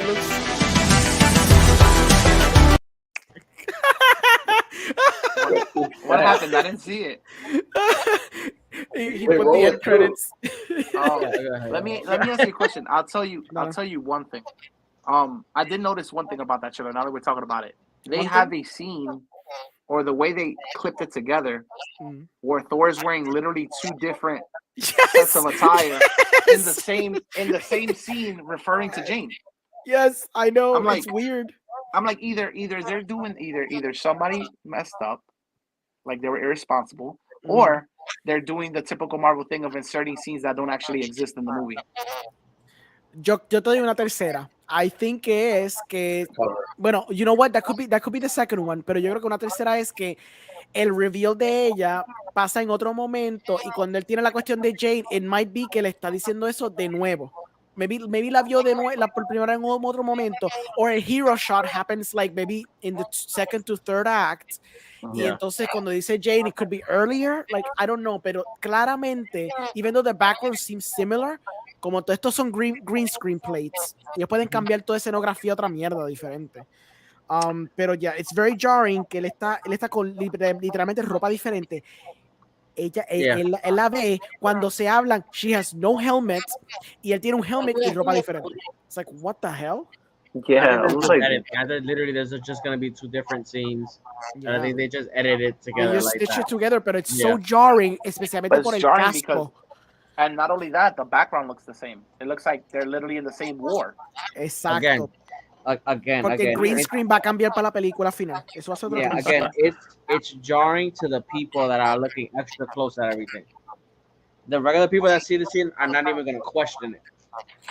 You'll be surprised because, like, for instance, my cousin, he doesn't follow cinema.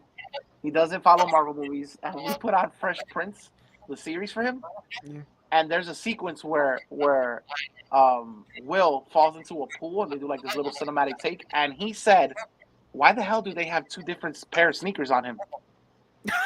Well, I was like, what? I tried to defend the scene, like, without knowing. I was just talking out my ass. I was like, maybe before he falls into the pool, that's the way he looks. But in his mind, he's wearing these type of Jordans. Or he was like, no.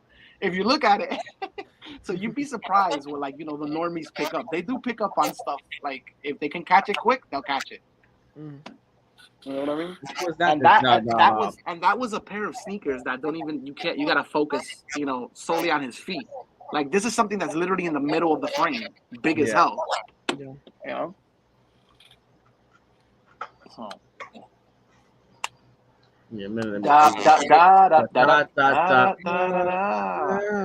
Bridgerton. CELY loves Bridgerton. Yeah, a lot of people love Bridgerton. A lot of them. Wait till she sees the cameo by Tom Cruise next season. You know what you missed, Orengo? What? What you missed is somehow, some way, we found ourselves delving back into Euphoria. Oh, nice. Bro. Nice. Santa Cana has homework, bro. He's being baptized in this group already. Yeah, Professor Santa Cana Rios has the over here. Santa Cana has the assignment of not only watching season 2 of Euphoria, because that's a crime within itself that he hasn't seen it. Hermoso. But right after, we're gonna make him watch scenes from a marriage. Beautiful. Beautiful. And I told him, I was like, if you're done, after you're done and you need to talk to somebody and cry it out, or you need, certain medicinal needs, we're here for you. Beautiful. That's beautiful. After you watch it, we're gonna give you somebody to talk to. Just talk to Derek. Exacto. He's gonna understand. All I'm gonna tell you is Pepsi can. That's all I'm gonna tell you. Exacto. I didn't get that reference, but okay, keep it moving. ¿No te acuerdas de Pepsi can? The Pepsi can. What the fuck's wrong with you? I don't remember. What's that? That was the scene. That was when they're talking and Oscar Isaac has the can and he looks up. Hey. Jordan hasn't seen it yet. Respect. I wasn't gonna say. I'm just saying the can, my nigga. Come on, son. Sí. You could have said vending machine, because I don't even think was it an actual Pepsi can. Yeah, it was a Pepsi can. Okay. Anyway, that's it, everybody, for the show. On Friday, which is about 2 days, we're gonna have an episode of Scene and Nerds. We're gonna have hectic reviews. We're gonna be talking about A Ghost Story and Manchester by the Sea. Yeah. Casey Affleck show. So before we go, everybody, let the people know where they can find you guys. ORENGO, you can find everything everywhere. Yes, all at once. All at once. Yeah, you can find me with you guys in After School Club y también en Cine Nerds. You can find me in The Movie Guy. You can find me in Cinema Podcast. I have a couple of interviews coming up next. Sadly, they're not going to be live. They're going to be premiere videos. That's sadly. Porque pues no pude cuadrar para que fueran actual live episodes. Pero after those interviews come out, I'm going to start doing my shtick porque I know que yo he fallado un poquito en mis podcasts. So voy a volver. Pero I got some reviews up en Instagram y también si van a The Nerdy Basement tengo un par de reviews. Tengo una película que tengo que ver que ya estoy tarde para reviewing it, pero tengo que review it. So yeah, we're gonna have some content coming out. Dime. Antes que te vaya, have you seen the reviews for Men? I've seen the Twitter reactions cuando salió, and I saw some reviews de alguna gente en específico. Okay. Yes, but I haven't seen everything. I mean, according to what Jordan said, and now reading the reviews of Men, I'm a simplistic motherfucker that just shit has to be extremely simple for me to enjoy. So. Interesting. Love it. I find something deep, but apparently it's just fucking literal. Okay. Interesting. I that movie goes places near the end. Okay. I can't wait to see it. Va a salir pronto, so. Oh, they're bringing it to Puerto Rico? Yeah. A mi entender, hasta ahora está en el slate. Viene creo que el 9. Like 2 nights, right? Something like that. El 9 de junio. No me equivoco. Nice. Yeah. I can't wait so you can watch it. I can't wait for you to watch it so you can bash it. Vamos allá. Let's go. Let's have fun. I mean, I like Alex Garland, pero esta parece que ha sido un poquito divisive a little bit, so. Divisive, muchacho. Ex Machina is dope, as is Sunshine. Those are dope movies. Yeah, I've heard like out of 10 people, 8 people shit on the film already. That's interesting. And it's just for the way they handle certain lore and not being way too literal with some things and not giving enough explanation on others. Okay, got you. All right. Well, how about you, Zimmer? Let the people know they can find you. You can find me deep in your heart. I'm always there. You can also find me on Spotify under Hans Zimmer. I have a new album that I won an Oscar for called Doom. And you can also. It's a little indie movie. It's an indie movie. Not a lot of people know about my burner account on Instagram, Jordan's Santa but yeah. Jordan Saint gray hair. Yeah. There. It is true. I have the holiest of all of the gray hairs. You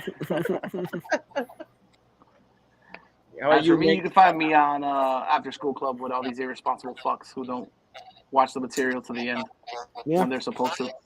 Awesome. So. You always keep us honest, so it's okay. No, For real. Make sure that everybody knows too. I bet you next week though. Oh, I saw the 2 episodes of what is Obi-Wan. Definitely had to watch that. Had to watch Well, I it. mean, I've probably watched it 8 times. Yes. Each episode 8 times. Yeah. Yes, that's happening.